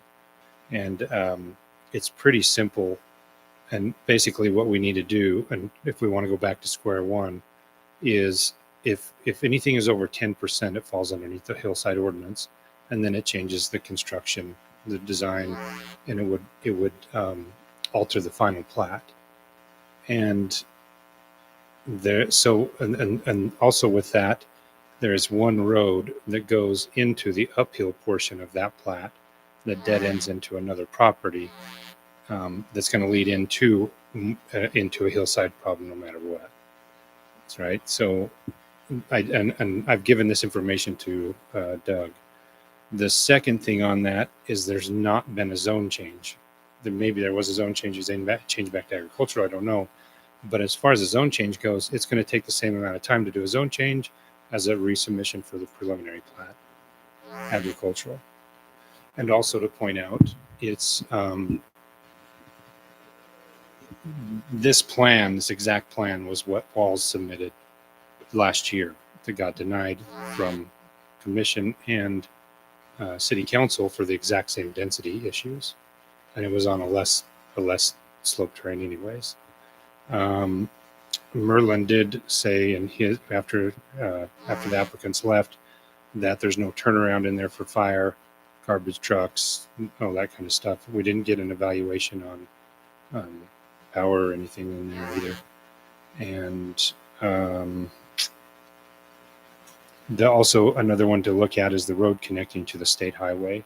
So I know that that's changed. I don't know if we can do that. That road is going to go back to a city road eventually, but connecting onto that state highway is going to be another deterrent too. That's what I know about it. I would say that, that not even a deterrent, but that's ran through Udot. So Udot, they submit to Udot. Udot's going to give them turning lanes. They're going to have to do.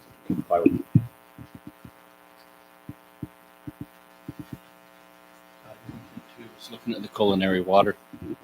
The culinary water wasn't looped. We have a lot of dead ends, and that was something we have addressed now. So we don't like dead ends. So yeah. So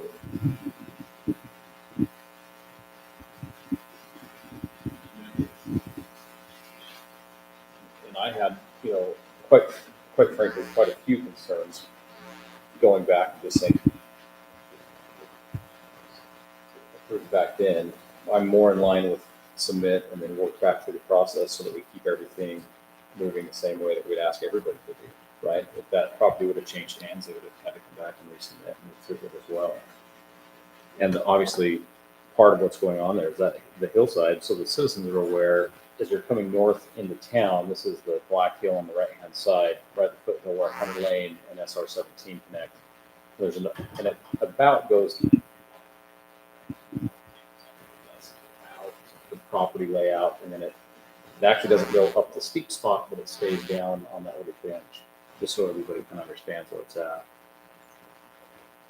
So it's probably some of it over 10%, but maybe not 30%. Yeah, well, I think so. I think towards the tank, some slope issues for sure, and there is absolutely ground there that can be developed. By what I see that it would accommodate that. I just have a hard time saying, yeah, I'm good. Don't go through our standards and just skipping our policies and procedures to accommodate this is tough.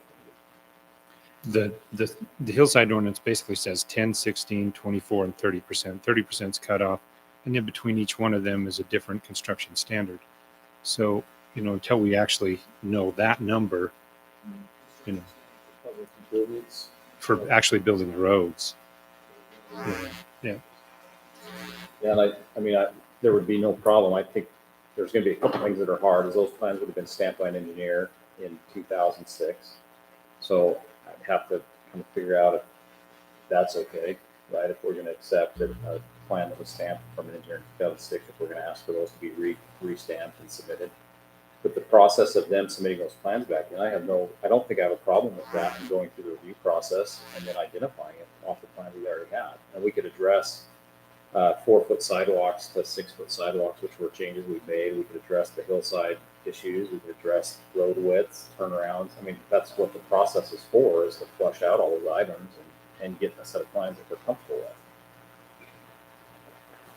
with. If I'm understanding right, and this is as much for Hydrogen, that is, if the water's an issue, it needs to be figured out. UDOT's got to be figured out. The hillside ordinance got to be figured out. The zoning's got to be figured out. But there is the issue of the fees too, because we're going to have significant time into it again from the city side and professionals. And then we have the fire issue that's got to be resolved as well, right? It's some issue on the turnaround. So there's significant. We want to help as much as we can, but there's significant issues that you're. Well, it may not be you, but the right? And what I mean by that is they need to be addressed. We're all for helping out. I don't want you to have to go and redesign everything. I think it'd be great to resubmit, like Mr. Bringer's is saying, resubmit it, and then let's knock those down one at a time. But we're not out to stop you and what you're wanting to do. We're out to help as much as we can. But I there are significant, in my mind, significant issues that we need to resolve. And maybe they'll be really simple to resolve. I don't know, because I haven't had the benefit of seeing anything yet, but I'm sure if you had an engineer that drew them up before, I'm sure it'd be fairly easy to address those and then move forward. But like I said, present it. But I don't think we can leapfrog it up one of the steps. I think we still got to go back. The question I have is, and I'm not advocating one way or the other, I'm just saying, you're talking about things that are addressed in construction drawings. A preliminary plat gives you the number of lots, general location of lots, general location of roads. The profile of the road, how it's built and everything like that is all done in the construction drawing setting, right? Not today's standard. The real design is addressed in the preliminary plat. So that I think the public and the current property owners would be better served if we go with the existing standards that we have right now. If someone modified construction drawings, but came back with modified construction drawings and a final plat, had the same number of lots, same general location, same size of lots, in the same general location of road, but the construction drawings complied with our ordinances, and there's been no changes. Because if we approve 20 lots and they're turns out to be 30 lots, I can see that. But if we approve 20 lots and the final plat is 20 lots, and the roads are in the same location, but we've modified the construction drawings to show wider sidewalks and a turnaround right here, and everything. So why do we have to go back? Why would you go? I'm just saying, you guys are all talking about things that are dealt with at a construction. So, but if we take, like, for example, the preliminary plat, this would be the issue for me with what you're describing. The preliminary plat absolutely shows lots. So there is parts of the plat, like, for sure they could figure out a way to phase it out, cut off a section. I think you could quickly, I mean, they had a hillside study done at some point in the process. Sure they did. So you could identify, but my point is, if we approve that preliminary plat, we basically just told them, hey, there's 60 lots. We're saying you're fine putting in 60 lots and running these roads through these sensitive lands. But that's not the case, right? What we're saying is there's areas that we know are going to be in our hillside ordinance. But you can have a lot that has sensitive area, and you would just have to put a building envelope location on the final plat, right? So it's road. I mean, if you go back through this, it talks about roads. The first thing to jump through is the hillside ordinance before preliminary plat. So that's number. That's what it. So you have to go through the hillside review board, which is the planning commission according to our code. Then you go to preliminary plat, and I don't know. I haven't seen that information. If it's done, it's done. Then yeah, then it's easy. But Resubmitted and then reviewed doesn't mean it'll be stopped. It just means then planning commission can be assured that all right, it's. And then also that when you submit the preliminary plat, the zone change usually accompanies. It's usually one in together, right? So that's. Back then I could see that as completed. Yeah. So and that's why kind of my thing is. Residential subdivision in an agricultural zone, if the zoning wasn't. Well, there was some confusion with the zoning. We have switched land back to ag because something happened. I think it's last year that we switched. So there could be a mistake in the zoning also, that it was done at the time. We just haven't seen any proof that it was done at the time, along with the hillside ordinance. All those residential or all those ag lots that got switched to residential. So we went back. Those citizens came in, signed that they wanted to move back into agricultural, which meant we had like 2 or 3 that were under the 1 acre. We made accommodations for them so that we could get that back. So, Yeah, well, Yeah, it was one. Yeah, it was everything on the west side. On the field side of the road. But I mean, I don't want to make it more difficult. I just want to make sure that it conforms. And the only way to make sure it conforms is if it's resubmitted. I don't think we need to redesign anything at this stage. Well, I think we're maybe getting the semantics. I think it needs to be reviewed too. Yeah. I'm just saying, the semantics are, do we want to say that the preliminary plat approval stands and we deal with this in the construction drawing stage for compliance with hillside?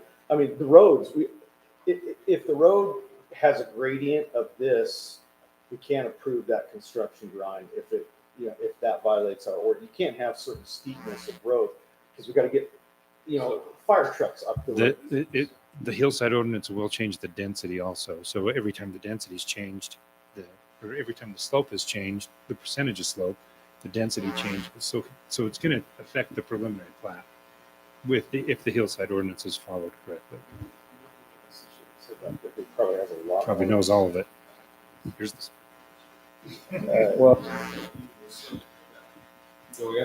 I'm not sure, but I think our preliminary plat's good for a year, 18 months. There's a time frame associated with it, right? So I did a little research because there was a lot brought up with other cities. So I didn't find an expiration in American. Ours is valid for 6 months. It needs to be extended prior to the 6 months by the city council, or so it's only a 6-month preliminary plat. It's not a year unless you get an extension prior to the expiration date. There's also multi-phase subdivisions, and I don't know if the preliminary plat had phase lines in it or things like that. Yeah, because that would have made it a 3-year approval with a 1-year extension. But even then, this is from 06, right? I agree with that. The question just becomes that there is some language in the ordinance that it's a little. I get why there is expiration dates on preliminary plats, kind of. But I don't know, not all cities have them, and why we have them, and it appears like our ordinance does have a little bit of. Well, I think, for us, I'm not going to say whether 6 months or a year is the correct thing, but just in the short time I've been on the council, I've seen multiple projects that we've approved preliminary plats on. They have died because we went through the recession, and then They come back and go back and want. Yeah, I think it's good that there's an expiration period on it. Maybe it doesn't need to be 6 months. Maybe it could be longer. Yeah. I just agree that I believe there should be an expiration time frame. I think there was one last year that was resubmitted also as stands. So it just happened. In fact, I know there was last year. So I've been in the business of planning for 25 years, and I've never heard of a preliminary plat not having an expiration. Apparently there are some.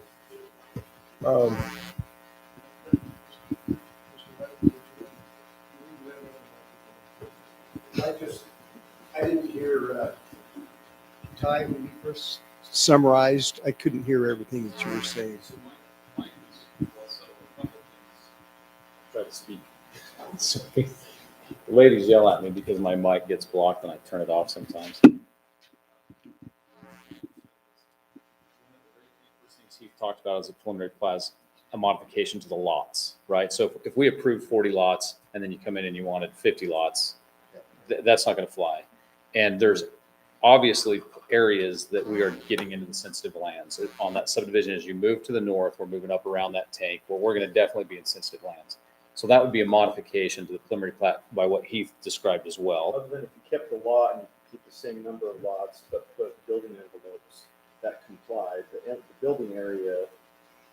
You couldn't make the road, the road won't even fit in the slopes that are there. I mean, again, a quick glance looking at it, to me, it won't. The hillside by the tank. I mean, this is why it goes back through review. We're standing back here kind of guessing, but if you look at the map I saw where that road comes down that connects on the north end back into SR17, you can go hike to the tank. It's steep. I mean, I'm sure just walking it, it's not going to be in compliance. So that's going to affect the number of lots. So I feel like if you approve a preliminary plat, I don't even know how many lots are on it, Joey. Say there's 50 and then, okay, so there's 59 of them and then we approve it. In some ways, I feel like us approving it entitles them to 59 lots because we approved a preliminary plat showing 59 lots. And we know already hey, there's areas that this isn't going to work. So how are you going to get 59 lots? Or now are you going to come back to the city and say, well, now you got to change the zoning? like, there's a lot of things in there that make me nervous about how to approve a preliminary plat like that. Again, the determination, like this red ag code too, the determination of slope areas for density calculations, it calls for a contour every 40 feet identified. And that's for the density calculation. So. And you're saying it wasn't calculated, but We don't know. You need to bring in that, if they brought in something that showed that that was calculated and brought the contour map in, which is a scale of 1 inch to 200 feet. And that actually calls for a 5-foot contour map, which is a massive map. It's a big document, right? And Jay's and staff and planning, you never even got to that point, You've right? seen it. And they might have it. You might know. Yeah. I remember seeing a color coded. Darren, I remember seeing a color coded contour. I mean, or am I thinking of the different development? We need the microphone.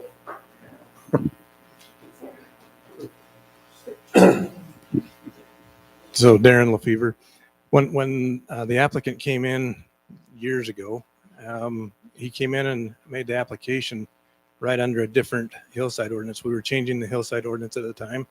And so the city council, the planning commission said, we will allow this. And I can't remember what the slopes were, but that preliminary plat that you're looking at back then was derived off of, I think you could still build on like 40 to 50% and get your densities. And then we were changing it because we were trying to bring it into more into line with what the other communities had. So really, that preliminary plat, the density you're looking at there was derived off of an old one. And so if you guys say, okay, yeah, we can go back to what that was. I remember them when they came back in for their 6-month or a year extension, and the city council and planning commission continued to give them that same thing, even though there was a new hillside ordinance that existed. So,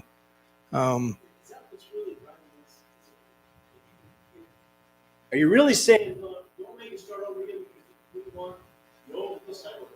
Is that really what's an issue here? I mean, why not just resubmit? I don't understand. But you did. Yeah. But it expired. Yeah, the hillside ordinance wouldn't allow it, right? Our hillside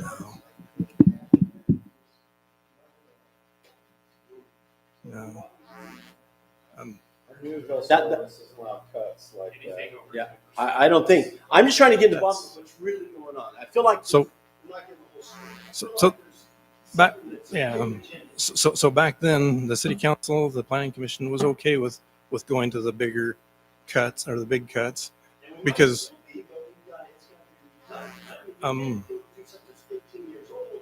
well, this was it was solely based on the ability to to not fall under the new code, and so if you're going to make it fall under the new code, that's gonna change. But Well, I didn't even say go. I mean, it's been so much time. I'm looking at the purpose of a preliminary plat to resolve most of the technical details of the subdivision design in order to minimize changes and revisions, which might otherwise be necessary for the final plat. Well, if that's the purpose, then let's do what the purpose is intended. Let's resubmit. That doesn't mean we have to do it under the new one. We might still agree that, yeah, let's do it under the old one. I'm sympathetic, but what I don't like is I feel like it's getting ramrodded, and I'm not going to tolerate that. so the new one, the new hillside ordinances, if we haven't changed it since about this time frame, it's been this way for that many years since we changed it. But we did allow them to come in and submit under that old hillside. I don't remember whether it was. Well, inside. if because I could bring Mike Versmack, he was here. Anita was on this planning commission at the time. So, as far as, yeah, I don't know which set of meeting minutes you'd have to go back to, but I know there was an exception given to go back to the old hillside ordinance. And that's why it was designed. So your design's going to be, I'm not saying substantially different, but it is going to be different under the new code. Is there any kind of grandfather provision that we could go under so they could keep the older code?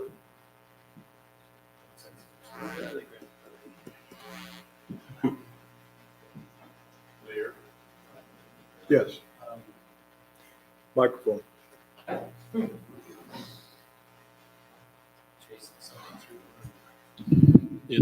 It's hard for me to imagine a greater nightmare or slippier slope than trying to determine what rules apply now versus what applied back then. And I don't think that's serving the public or the applicants. I have a question. Yeah. Is this now a planning commission issue that needs to be sorted out by them and then brought back to us? That's what we're here to decide. It's asking for our direction to the planning commission. So, Is this something we decide in 2 weeks? well, we can vote on it in 2 weeks. Certainly. After it's been through planning commission, Yeah. Where are staff recommendations? Did it go through staff? If we were to vote on I it, think- we would be voting to. I think the applicant would prefer that we either pass it on or deny it now. Well, We can't do any action, Can't. it's a discussion. But Right, and I don't see anything. There's no backup documents. I don't have anything that I could base a vote on other than a gut feeling, and I don't want to do that. That's not fair to anyone. Did the packet not get put in? The papers got put in our packet? We have it in our files. I think we keep them that long, don't we? 2006? A subdivision? A subdivision? Okay.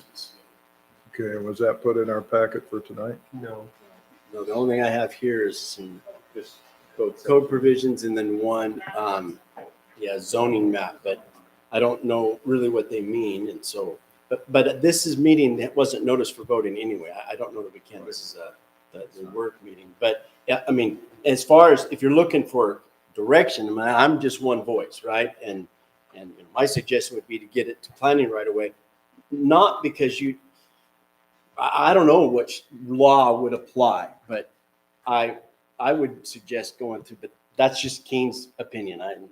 I'm just one voice. Sorry. Well, I guess that's what we need to vote on in 2 weeks, right? Is Okay.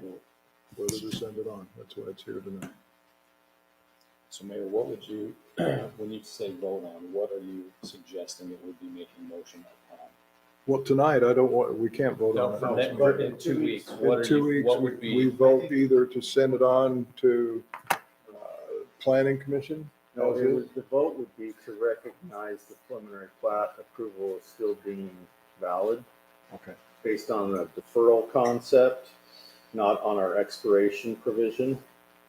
That would be, I think, the vote. And if that's the case, then they don't go back to preliminary plat. They start with, the city has to start reviewing construction drawings. They go into construction drawings and then into final plat. In final plat. Can I kind of just make the same comment that I always make? You should follow your own ordinances. If it has an expiration, it has an expiration. If they have to follow the code, they have to follow the code.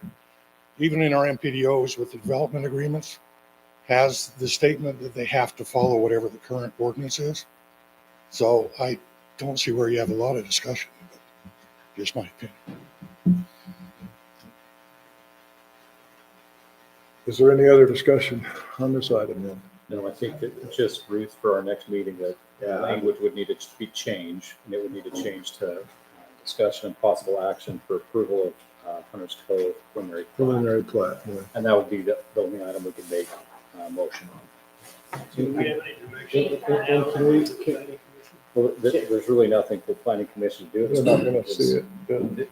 What we're doing in some ways is we're circumventing the planning commission, working through their process to approve a preliminary plat before they go into construction drawings.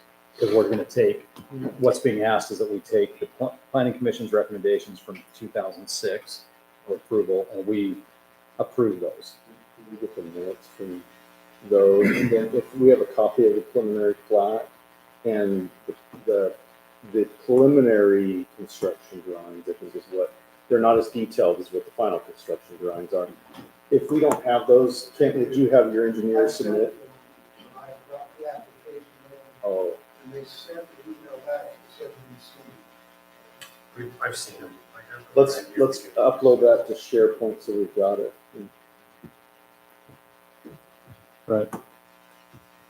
Okay, we'll move on to item number 4, discussion. An ordinance vacating the portion of North Chaparral Drive adjacent to property owned by Jack Keller LLC and Litchfield Family Trust, and authorizing the city to sell said vacated parcel to adjacent landowner. So Mayor, I can speak on this just quickly. I brought this up to the council previously. This is, Dan, can you pull out where the mailboxes are in the Heights? It's real technical.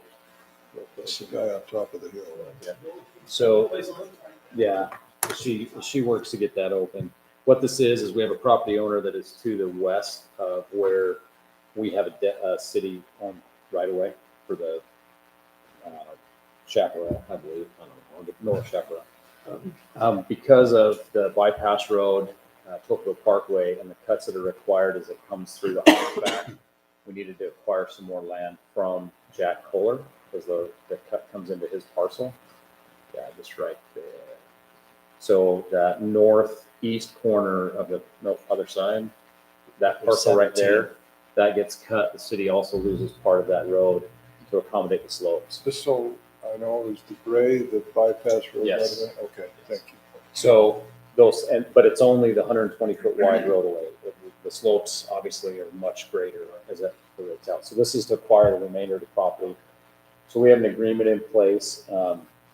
Heath has actually got it put together, but we have to abandon Rimview. It's public property. We have to abandon it, and then we can sell that over to Jack Kohler in compensation for the land that he's giving to the city to accommodate. If I could give you a little bit of background, we look at the plat for Tokenville Estates, and it's actually Rimview. It's not Chaparral. That road, as it extends and bends, is Rimview. Yeah. And I've uploaded today an ordinance that we have to adopt to vacate a dedicated road, because that's been dedicated to the city as a road. We have to vacate it, which means we'll still own it, but it's been vacated as a public road. There's a process under Utah code and under our ordinances that we have to give notice in advance. I don't think we're going to have a noticing requirement. This is going to have to be done at November's meeting, not in our action item. But if you can, Dana, can you go to the agreement and just scroll to that's in the share file and scroll to I think it is page 9 of the agreement. Right there. Okay. If you guys can understand that, you see, can you make it a little bit bigger? Okay, yeah.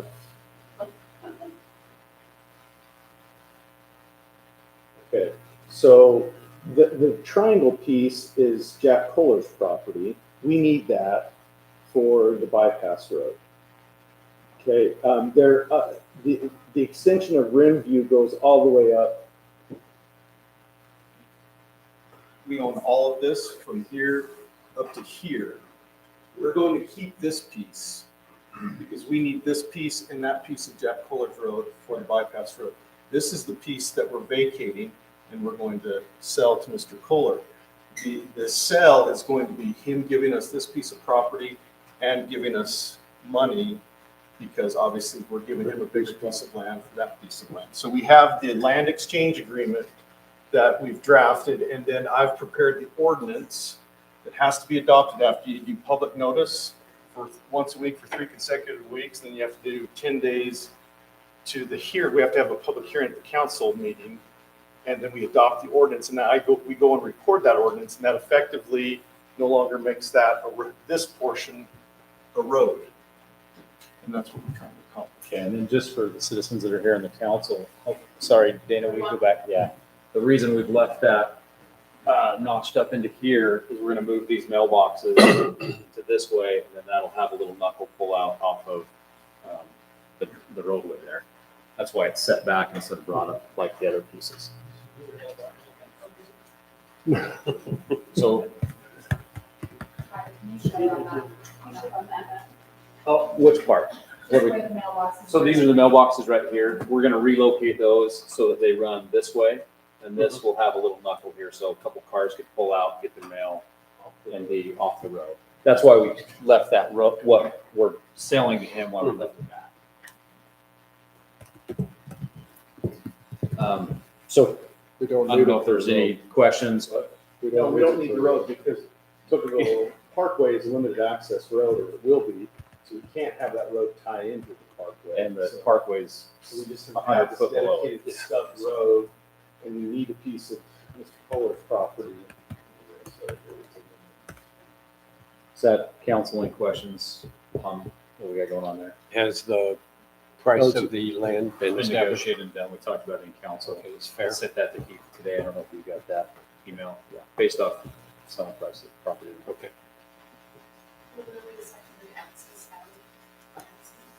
When we're done, yes. Where? I don't know yet.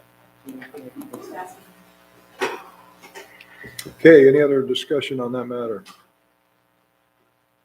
Okay, this is probably yours too, Ty. Updated Tokenville Parkway UDOT agreement. So we met and we talked about this last week. Just, there's nothing that needs to take place on this. The agreement's being modified again, back way closer to where it was when we started. Kent attended that meeting with me. I have not seen that back in my hands yet. There was. So should we start this as any sort of action? There's no action yet. So in fact, Ruth, it needs to come off for that. So as we get that agreement back, it's still going to have a couple modifications to it, but nothing dramatic like what they had presented to us. So we're ready to move forward. So both those last two items don't need to carry on to this next. Well, that's good news. It's fantastic news. Yeah. So it worked out really well, and it's getting us in the right direction. That's, unless there's any questions. Okay, discussion on affordable housing, Gary Nelson. Deals. Presentation. I think we covered it, yeah. Discussion, did we discuss that enough? Everybody happy with? We put the discussion off. When we talked to a great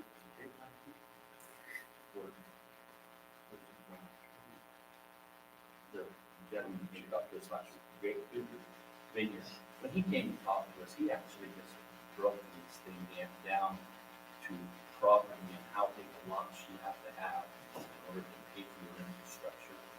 And he had broken it down. He said in the vineyard in 2016 they had 385 citizens. Today there are 18,000 citizens. So, but he says commercial falls behind, 5 years behind rooftops. And so if you're waiting for commercial to pay for your infrastructure, you're never going to have it. He says the way they had to do it was 3 to 1. You have 3 lots per half acre in order for it to pay for your infrastructure and for your road. And that's what they did. And that was But he made the statement that he needed 11 and a half rooftops per acre. well, that's what this gentleman, Gary Nielsen, is asking for. But what I'm telling you is what Vineyard did is that's just the standard they had to go off of instead of the R20. That's the standard that's how they paid for their infrastructure. They're debt free. They don't have that debt. They don't have all their infrastructure to pay for. But the way they did it is they had to lower their density. Because the densities with the impact fees that were raised ended up covering their infrastructure costs. So the citizens didn't have to pay for the infrastructure. I think The developer doesn't do it. And that's what he just brought that up. And I just wanted to bring that. Well, I think this comes to conversation is we base everything in Tokenville off half acre lots. And we've done that kind of from the beginning for quite a while. And this is part of that conversation of how we get to being able to allow multifamily, some higher density in certain areas to accommodate some of these needs, right? I mean, that's exactly what we're talking about. And you can take, like the Darcy's group, the Lowe's, Litchfield's, and in their master plans, they've accounted for, right? They're giving open space, they're giving trails and parks and forming high density. But we have no other place other than those parcels to accommodate that. So, Yeah, as I looked closer tonight at the multi-use 20, it does require a 20-acre parcel, but where there's no lot size requirement, and it says you can have single-family dwellings, it doesn't have to be multi-family. Like what he was asking for, he says, I think we want to do detached single-family.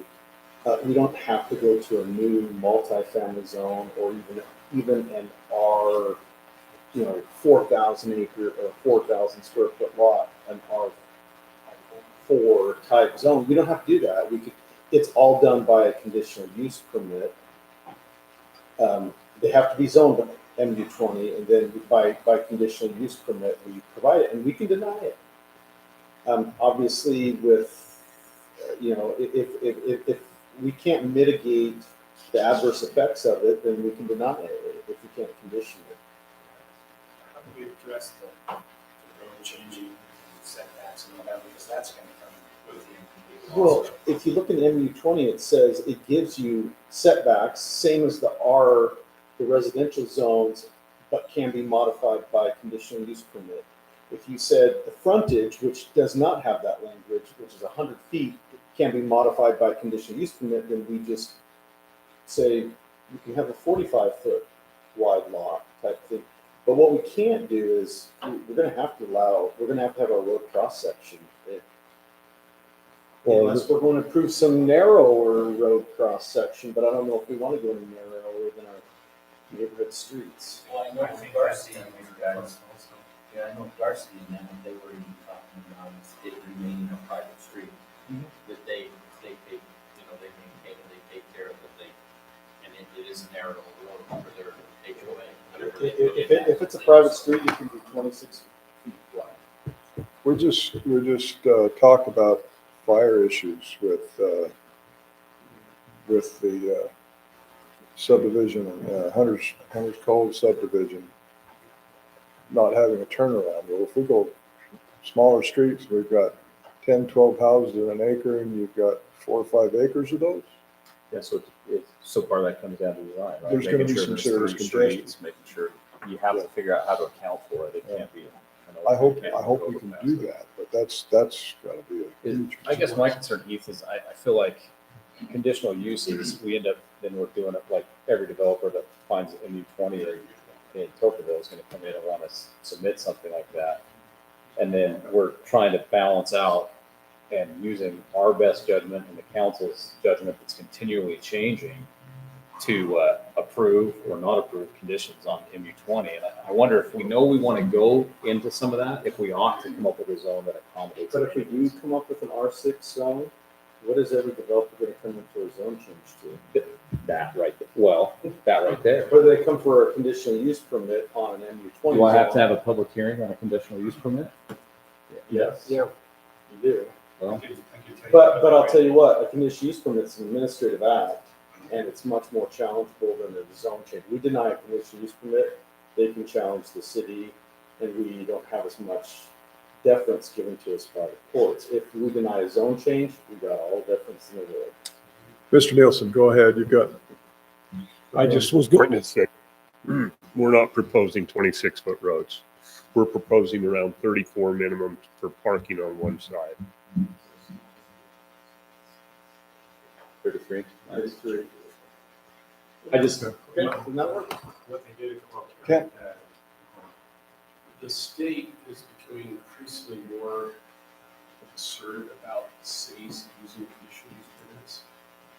So they're essentially trying to steer cities away from it, either have it be permitted or not permitted. And I mean, I go back to what you just said, Keith. I think it's really easy for us to deny a zone change. So let's look I at would small think zone. we ought to send it back to planning commission, have them start working through what that could be. Well, what they what they did in Desert Cover in St. George's, they have R4 and R6. And they have a city block with proper roads all around it, but in the back of all the houses is a private drive. It's all the garages, does everything, and that's how people make it. Well, I'm sure the Water Conservancy District would be in love with this plan. Because there's gonna be no lawns. All right, any other discussion on that item? I think Mayor, direction to planning commission, if we're talking here that we need to have them look at a zone for small, for higher density, we probably ought to give that direction. Yeah, I agree. Got it? Okay.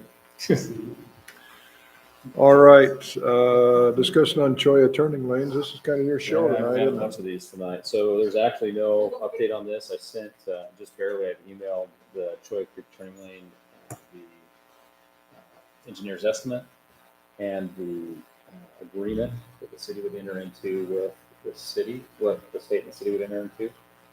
Basically, it's a cost sharing, all that information I just sent to Ruth, and she'll CC you on it, Keith, so you can review the agreement. We need to probably have that on the agenda to make motion on that next. Do we administer it or? We administer it. So what they'll do, we'll administer the contract, and then they'll do, you can scroll down on that. Keep going a little bit further. So their estimate is 286,000. They're gonna do a 50-50 split with us on whatever it is.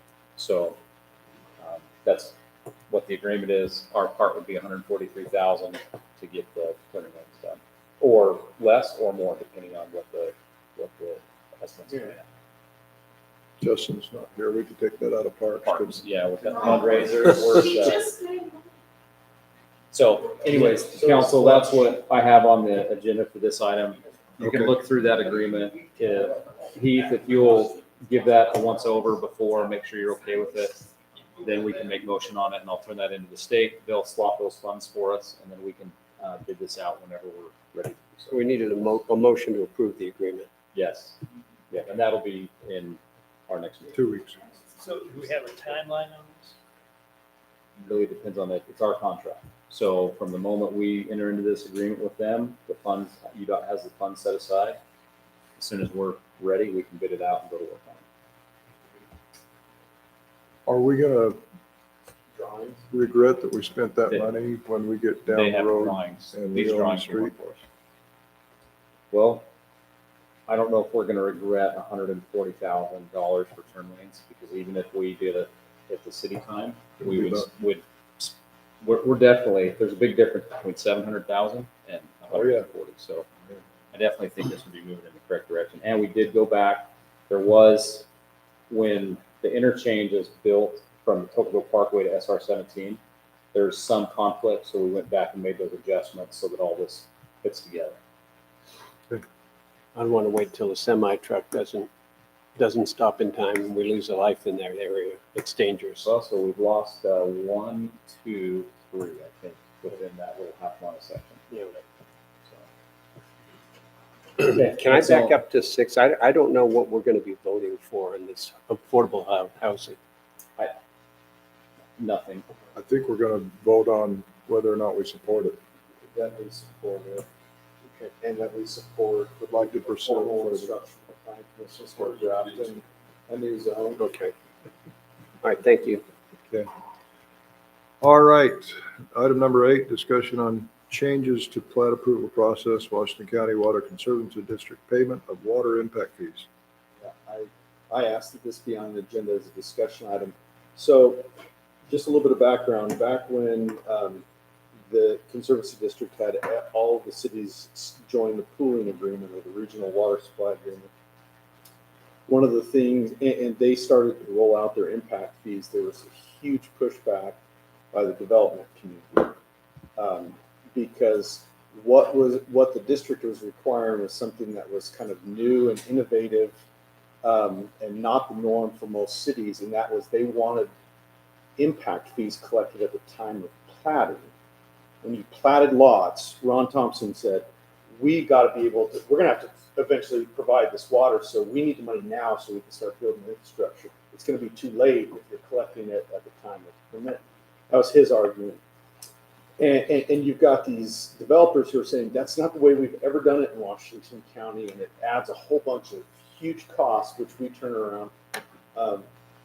And we have to bear that until we offload the individual lot post development. And so the concession was, and it was interesting, you know, who kind of negotiated a lot of the middle ground was Matt Liu, working for St. George City at the time, working with the Southern Utah Home Builders Association. And Ron Thompson agreed that you could, instead of paying the impact fee, you could sign a promissory note to the Conservancy District and record a trust deed against your development, saying we owe the Conservancy District this impact fee. And so he essentially kind of allowed it to be deferred, as long as each time a partial release of that deed of trust, every time a lot was sold. It was a lot of work administratively, and it has been a lot of work administratively for the district. Now that Ron Thompson is gone and things have changed a little bit, and Zach Renstrom's in the driver's seat now, he's like, we're not doing this anymore. You're paying the impact fee at the time of platting. So staff needs to know that we cannot, they have to show us receipt from the Conservancy District that they've gone in and paid the impact fees before we sign off on the plats and report. The final plat. Final plat. Yeah, we can no longer allow the plat to be recorded with the premise that the Conservancy District and the developer have worked out this promissory note and deed of trust that will be recorded after the plat records. So Firelight came in with the design for Pond Road and Westfield Road. There is no irrigation line in those that, you know, that they're putting in on this future development. Are we asking the developer to put irrigation lines in the dry system? Or are we just going to allow them to use culinary water for now? What is our stance and where are we going to go with that? So secondary water, we can actually, that's item 11, no, 10. So Lance, I think that question's perfect, and if you're all right, we'll answer some of those. Yeah, that would be great. So that discussion on this, it was a matter of this kind of instruction and training. That's it. There's no action to be taken, doesn't need to be put on. So all of the yeah. This is a matter of practice for staff, and as the city, we need to make sure that they provide us with documentation that the impact fee has been paid to the Conservancy District before we allow the final plat to be recorded. So, just out of curiosity, when they sell the home, I assume that the impact fee is going to be in the final cost of the home. Are they allowed to mark that up? Of course, they can mark it up however they want.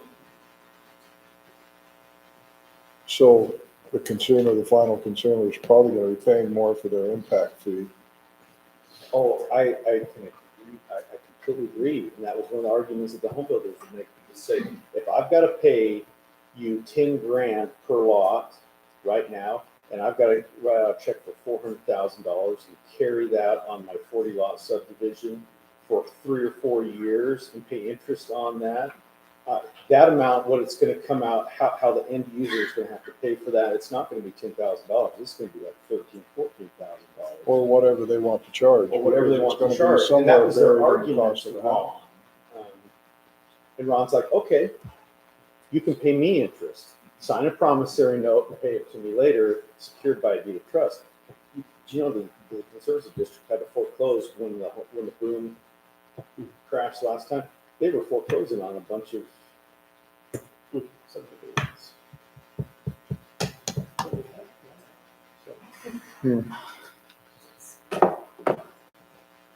Okay.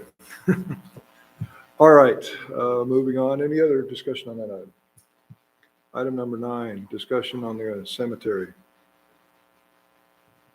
Is there just a minor change that you were going to do in that ordinance on the cemetery?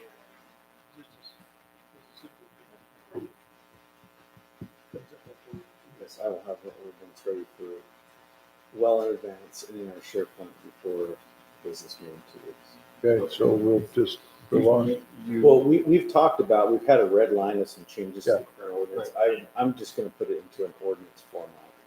Okay. So does that need to be moved on to vote on? But we can vote on, I will 2 have weeks? it. Okay. All right. Okay, item number 10, discussion on secondary water connections for new construction. So, well, I'll start with where Lance left off. TSWS is in the process now of identifying basically a will serve secondary water. And we're going to take historical maps and draw basically a line that shows where we're going to require secondary and where we're not. And so there's going to be subdivisions that will not have secondary pipes in the ground, and there's going to be subdivisions that will still require it. The hope is we, when we built our system, it was built for who was here, and we continue to add on to it. And so we need to restrict that and then move forward. So that's in the process being handled through TSWS and that's the water district, myself and Mayor Chamberlain sits on that board, and Van Nagley representing Tocqueville. So we're working on that. And then I question on that, is that a matter of, the TSWS only has so much water that it can provide to people, or is it a matter of, I know that there's an issue with how the pressurization occurs, and once it comes out of the reservoir, that's going to be essentially negated. So is it a matter of how much water is the TSWS? Yeah, and we.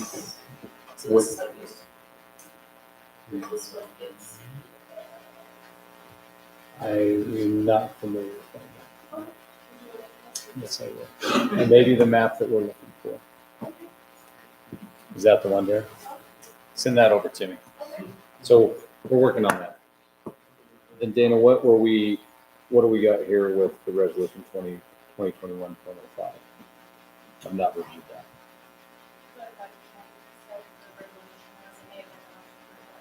Is this in regards to our meeting, this item? So is this the definition of available?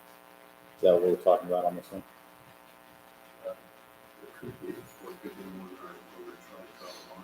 Okay. So we'll go with, I'll start with availability. Staff has been asked multiple times. I don't know what, I need to review the resolution. I haven't done it. But the other item that came up in this meeting was staff has been asked, how do we define available? And we have defined available if the secondary line runs in front of their home, the water's available. Whether they have a meter in front of their house or not, the water's available. Well, between our staff interpreting it that way and Julie at the water district, Julie was interpreting it as if the water meter was in front of their home already set, then they have availability to it. So that was causing some confusion. So what's happening from that is the fact is we have an ordinance that allows our citizens who don't have secondary water to get culinary water at a discounted rate during the same irrigation period as the TSWS system. And so we have people that are inside that haven't connected to the secondary system asking for that water rate. And they're not. So what we've done is identified availability means it's in the road and they have to connect to it. So the cost of them can be, they have to run the construction cost to set the meter in front of their yard and then pay the impact fee. So, and fix the road. That's the whole thing. So in front of their home doesn't necessarily mean on their side. Yeah, exactly. Nope. It has to be in the road. As long as it's in the road, it's available. And that was, we got that cleared up with Julie, and Kent was in that meeting, so that staff and the water district were on the same page. And I think we had 2 issues that were regarding that at the time. I found in the past that we'll put on non-irrigation rates that actually have irrigation, and so we can charge accordingly. Yep. So. What do we need to add the definition of I don't think so, because it's a administration thing, right? we need guidelines, right? Because then we're, You guys tell me. To me, as long as we're all the same. I would love for it to be defined so there's no question. Yeah, I think they're looking at something they can show to a homeowner, say, look, this is administratively how we're doing it, and we create policies administratively by resolution. Because they're gonna say, well, HBO is available, but I don't have to buy Then you don't get HBO. That's not the way that works. So Well, They sometimes, also don't charge. Sometimes I like a sunroof, but I have to buy all these other features on my car just to get the sunroof. Right. I'm fine with the resolution stating and defining what that is. I think that's It does the not date that matter. you So- want to make. Yes. I'll review this resolution and then get it back to you guys. Can I ask a question? If we're running a secondary line to a park in the firelight area, and that secondary line is going through a road to get to that park, does that mean every house? Nope, because that's gonna be outside of the TSWS secondary water system, which reverts back to the line that's getting the map that we're drawing to Working, have okay. identified. All right, thank you. Hi. So on the future development with Firelight and with the reused water, are we gonna ask? So That that's in the discussion. that comes back to, that's outside of this jurisdiction of TSWS. So if Tocqueville City wants to do that, then we need to make that decision here amongst us. And that's the thing with Pond Road and Westfield Road, that Turner's, preliminary plats in asking us, and that's just a question, and they didn't put it in, and I'm like, well, So I need to find out whether the administration wants to go with that. So Lance, we just have to be really, really careful, because if we do that, right, it's the same thing we got going on with Wall subdivision. They're putting it in, there's gonna be a valve there. We've identified on their plats that they do not have secondary water, right? You know as well as I do, there's a valve in the road, just has to be opened up, and now they got secondary water to all those homes. And that's coming out of the TSWS system. So we just have to be very diligent about identifying where it's coming from and whether it's a dry system. If we move forward with putting dry system, mandating dry systems, which I'm not saying I disagree with, I think it's wise, then they have to know there's not going to be water in it until we have reused water available. And really, do we actually want to require them to put it in if our lots change, which Firelight's going to come in and they're not going to build 1 acre lots through the whole project. We've seen it. So do we need a secondary system to cover a 6,000, 9,000 square foot lot? 4,000. Yeah, But that's just it, if we're going to put it in, I just mean the developer needs to know where we're going to do it. Because I think in 4 years, 5 years, TSWS is dissolved. Well, Or whether the city. something takes has it to or- happen with TSWS. Yeah, the district, so that's something that the city's gonna have to do, staff, the council's gonna have to start. It's probably a discussion we could move on with, huh? Yes. Okay, let's do it. Waiting on you. All right. Item number 11, discussion on maintenance of Laburkin Creek. Gentlemen, good evening, how you doing? My late fell asleep. I've met you all before. I'm Randy Durda, 191 East Glen Canyon Street, Tokenville, Utah. I live in Trail Ridge Estates. We got 3 big issues here. I mean, the creek itself, you guys, I know Ty lives there, and I know Keen lives there. That creek is getting so overgrown. That stuff has really taken off in the last 4 years. And it's impeding the flow of the water now. It's holding back silt, holding back dirt. And even this last rain we had a couple of weeks ago, you guys, it almost went over the sidewalk in Choyat around that one corner. It's not far from totally going over and washing silt and covering it up. Now, back about 2005, from what I am told, that's the last time they worked on it. And all that shoring that the Army Corps of Engineers did on that one bank along their little park strip got ate away about 2 years ago. So if we get a heavy rain like Cedar gets, or Enoch just got, we're in deep trouble. My house is right on the creek, which you guys know. When the water starts flowing pretty good, I can hear it in my house. And a couple of weeks ago, we had that one rain. I looked out the window at 4 o'clock in the morning, and that creek came way up. And my house is right there over the sidewalk. And we got a retention basin right next to my house. And when the city built that bridge, they took the pipe out, they closed it off, and it's basically a big pond, so it can't drain. So if we ever get rain that comes over that corner, it's going to fill in there and just keep stirring around until it gets up over the edge and goes. And Justin Sip said he was going to put that pipe back. They never did. The pipe never went back for the drainage. So it's a little concerning. And my point of view, with me living there, if it were to wash those rocks away, I think the city's responsible for that because they didn't put that drain pipe in there for that water to drain out. But getting back to the creek, we got the fire hazard too, not just the rain, you guys, not just the flood problem, but the fear of having a fire. At least I got to say this year, what you guys done, you prohibited having fireworks around the holidays. Thank you. That was a plus. I know people want fireworks, kids want it, but it was just a bad year, and we're in that fire danger right now, which we all know. It's actually a 12-month fire season now, which we all know. It ain't like just June going through September. In just the last couple of weeks, I've talked to the DNR, various departments at the DNR. I talked to Ron Whitehead at the county. I've talked to Sue as secretary. I've talked to Todd Edwards. I talked to FEMA. I've talked to the Army Corps of Engineers. I've talked to everybody pretty much. I used to do this in California.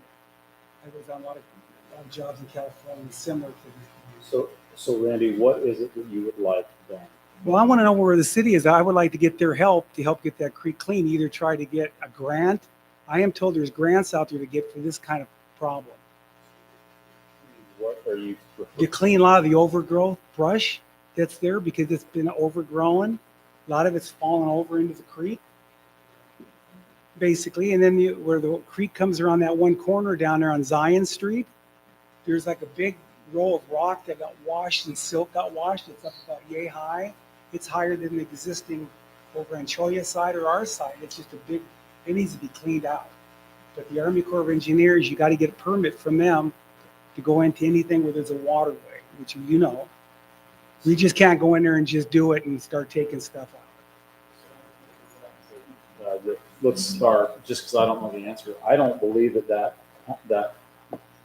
hole right across the bridge, I don't think that's designed as retention pond. Well, I tell you why. Is there a pipe coming into it? I'm not. No. Disagreeing. I know. We should put a pipe back. Well, here's what it is. You got that asphalt sidewalk, the bike path that goes all the way around there. And then here's like my house in the rock. There's a big dip right here, which catches it all from the houses. It goes on this side. It doesn't go over the sidewalk. And it comes and goes in that retention basin. So there's 8 houses in a row that the water comes down there. We just haven't had that heavy of rain yet. But yeah, hey, I got pictures, by the way, too. I got pictures of it.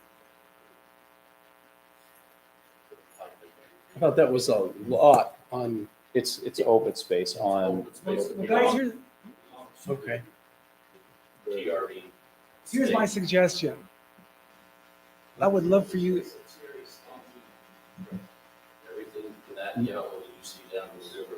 So my only point is, if there was a pipe in it when we constructed the bridge and we didn't put a pipe back in it to drain the pond out, we need to put a pipe back in. So Justin can answer that. I just wanted to make sure that pond, because my understanding is that's not the retention pond. The retention pond's to the south end. Yeah. That was open space and it was naturally left low because there was a big old cottonwood there for 100 years. Okay, so that's. I would love for you guys one day just to come down there. I know the mayor's been there before. You live there, you know it. Key knows it. And Kent, I think Kent's been down there. He's walked down there and checked it out. I think you guys need to really go down there too and just take a little walk along and see how bad the creek really has gotten with the overgrowth now.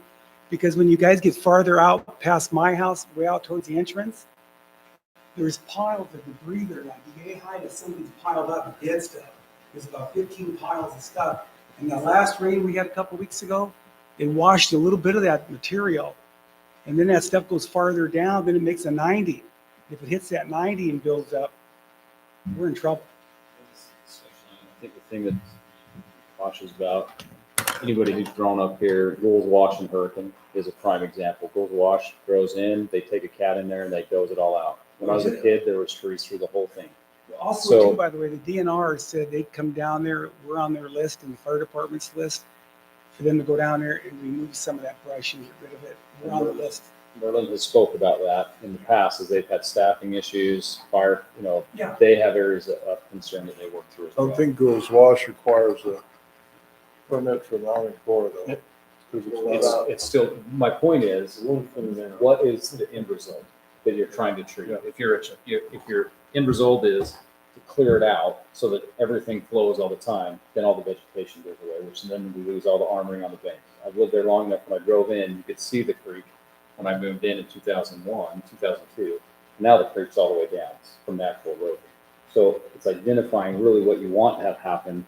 And I live there. I don't want the trees gone, but the deadfall should be cleaned up. So we need to figure out how we get to that. It was just amazing, Ty, in the last 4 years. I got a picture of 4 years ago, what it looked like, that overgrowth about that strip right by the park where you guys live.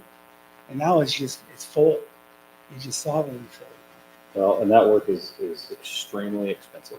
So we will have to It's not figure out how cheap. to get the grants and decide how to maintain it. That'd be fantastic. Guys, thank you for listening to me, listening to the concerns we got. But it is a big concern for all the neighbors that live in our developments right there. Okay. Any questions from anybody or no question? Yeah, go ahead. Why are taxpayers supposed to pay for people who live on the creek? Why should taxpayers pay for it? You guys get the benefit of living on a creek, pay for it. Well, we already paid, we just paid $16,000 in the last 3 years that we paid out of our pocket for the association. I'm just wondering why taxpayers have to pay Well- for people who live on the creek. Yeah, that's probably a discussion that could happen somewhere else, but. Well, at least thanks for listening to me, guys. Okay. Thank you. All right, discussion on policy and procedures, hiring new employees. So our policy states that, employees have to wait 6 months to receive benefits. And there was discussion among the staff whether or not we should change that period to immediate, or 3 months, or continue to 6 months. Years ago, we used to have, employees used to have to wait a year before getting benefits, and so we thought we would just revisit that. And just so you know, I'm the one that brought up, let's give them the benefits as soon as we hire them. Well, so I'm probably not on the, as soon as they are hired. I think there 90 should be a days. Probation period.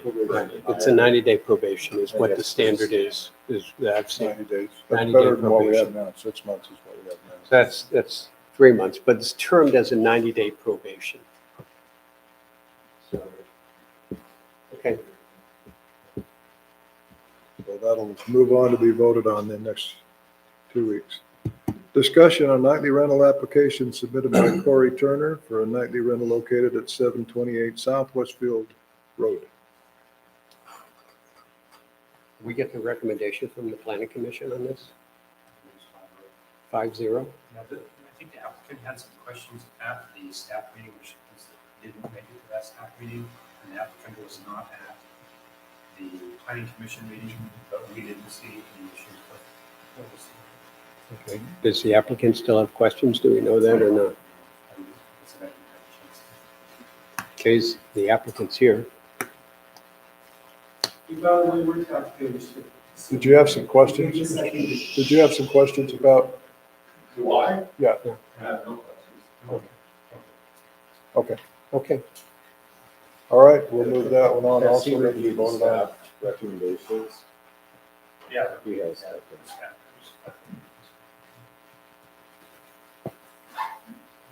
Okay, any other discussion on that item? So I just, looking at this, this is it in regards to the detached home behind it? Basement. Oh, It's it's the a basement. basement, okay. Got it. All right, that concludes our working agenda tonight. We will have council reports. Mr. Sipp is not here. Mr. Ellsworth. I don't have any energy to provide any report. It's long. It's almost 9 o'clock. I'm done. So I have nothing to report. Mr. Brainerd. Nothing. Mr. Chayers. 2 hours more. But I'll pass it up. Are you sure if you want to report on it? Justin's coming. Oh. Yeah, this would be a nice thing to bring up. We were able to raise total funds from the fundraiser? The park fundraiser. Our goal was $50,000. We raised $47,638.56. That's after expenses. We will have expenses for the payment of bricks and engraving. We don't know what that expense is going to be at this point. Absolutely fantastic. $47,600. Yeah, That's, so do we have a volunteer Thank you, to donate Tokenville. another $3,000 to hit the goal? He wasn't there. Going once, Keen- going twice. Keen's good He for has that. 2 bags of coffee for sale. Nobody ever picked up. 1,500 each. 1,500 each for coffee. Is there another rifle for sale? You got one? Not for that Not much. for sale. Okay, Appreciate everything that everybody has done to contribute to that. It's an amazing, came very close, and I consider that to be a success. I think it was a success in a lot of ways, not only raising money, but I think it was a good event for the city. Yes. as well. Do you have anything? No. Okay. Mr. Williams? I have this proposal here for a Levi Savage monument in the cemetery. Do we want to discuss that? I think we did. Oh, okay, well, I don't have anything else. Okay. All right, I like the sound of that. Calendar events, what do we have coming up that we need to talk about? Anything? Except that fountain parachute. Okay. Special event going on. Mayor, I do believe that we want to We chat do need this. an executive session for the purpose of Discussion of pending litigation. discussion of pending litigation. So moved. All right, we will then, Ty made the motion and Chuck seconded it. all in favor, say aye. Aye. And everybody said aye. Okay, at this time then, we will go out of our general session and into executive session at 8:56. Thank you all for coming. We appreciate your participation.